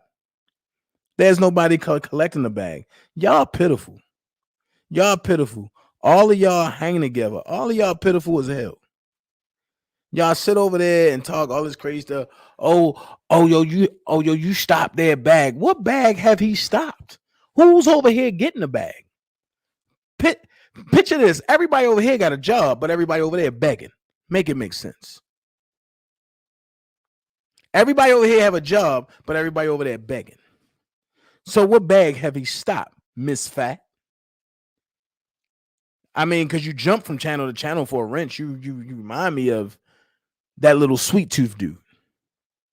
But I ain't even gonna let that get to me. Look, hit me up on Patreon, man. And we gonna continue to grow the Patreon. Sid, Bo, you already know she trash like shit. And I said it. Anybody that she modding for is trash. I mean, yo, I'm it's so much that I can say, yo, that I'm just not. But look, y'all, I'm like this. Y'all gonna get this work. Y'all keep playing with me. Y'all get this work. I will do a 24-hour live on all of your goddamn subs and won't let up. And won't let up. Yes, I did show his social security number. And what else? Y'all ain't, yo, where was that energy when he put my kids up there? Where was his energy when he started pulling my kid's mom file? I hate stupid old hoes.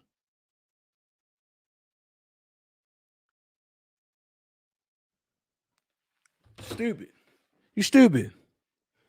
You stupid. Shaking my head, showed your social security number and all. You keep playing with me, I'll show your shit. And show everybody exactly what your black ass doing.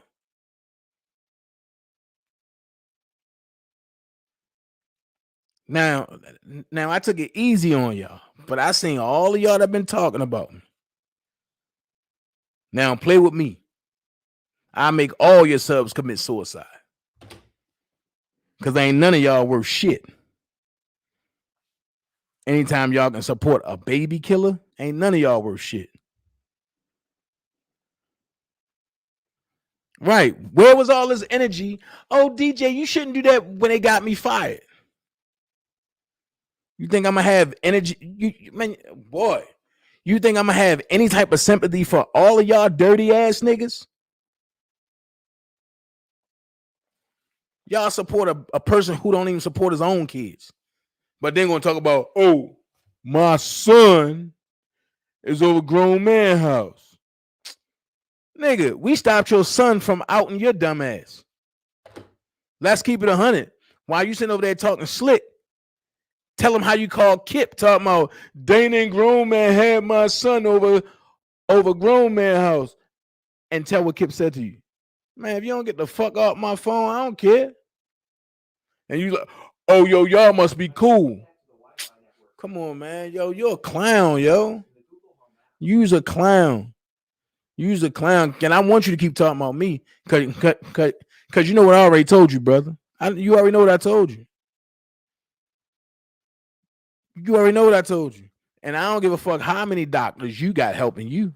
I don't give a fuck how many DJs you got helping you. I don't give a fuck how many military people you got helping you. I don't give a fuck how many fake ass Masons you got helping you, nigga. I'm with all of that when it comes to you. So keep talking. Keep talking.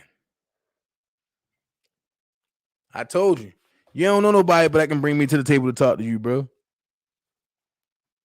If you think I'm joking, actually leave what I told her I was going to do to you. She'll tell you.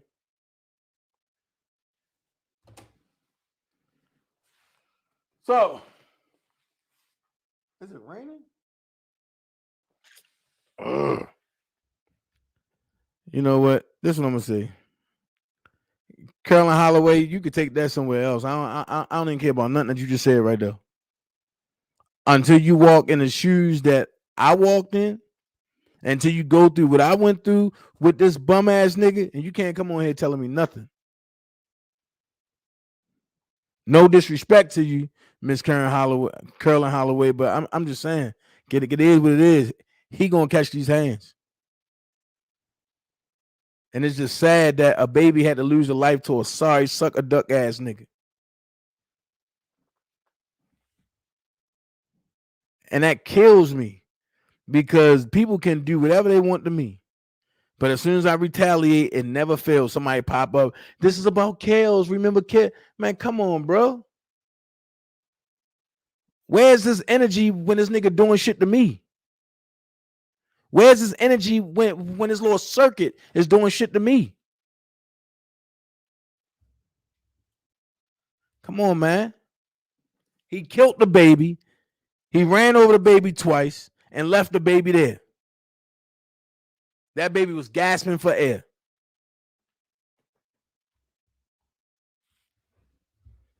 Matter of fact, run over me. That's what I want him to do. Let's recreate that scene. I'll be Larry White. Run over me. I promise you, you won't have to worry about a bed bug no more.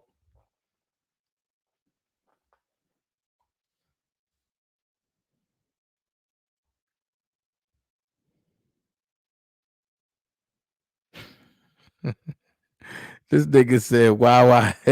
I'm not fucking with you. Not fucking with you. I'll put you like this. YTF files coming soon. Y'all want to play? I'm going to play. Let's play a game. Then ask for $500. Man, I wish somebody would have gave him $500. Kel's tears, they never see none of this. They never see none of that. Only thing they see is when Dana responds.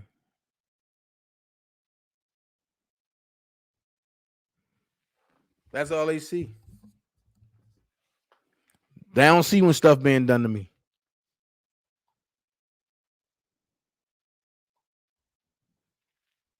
They don't see that. Carolyn, guess you didn't see he was on FaceTime with Sylvia when they drove by Dana job. Yeah, see what I'm saying?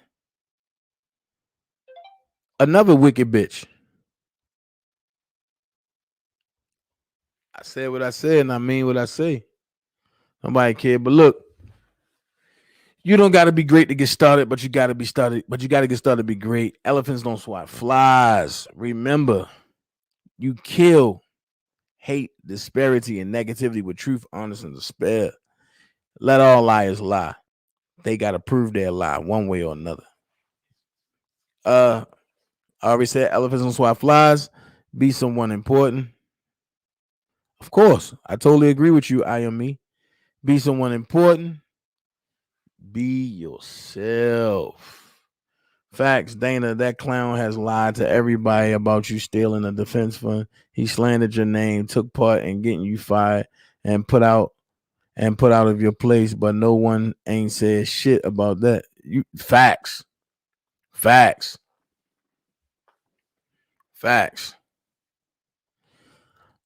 All right, I'm up out of here. See y'all later. Peace.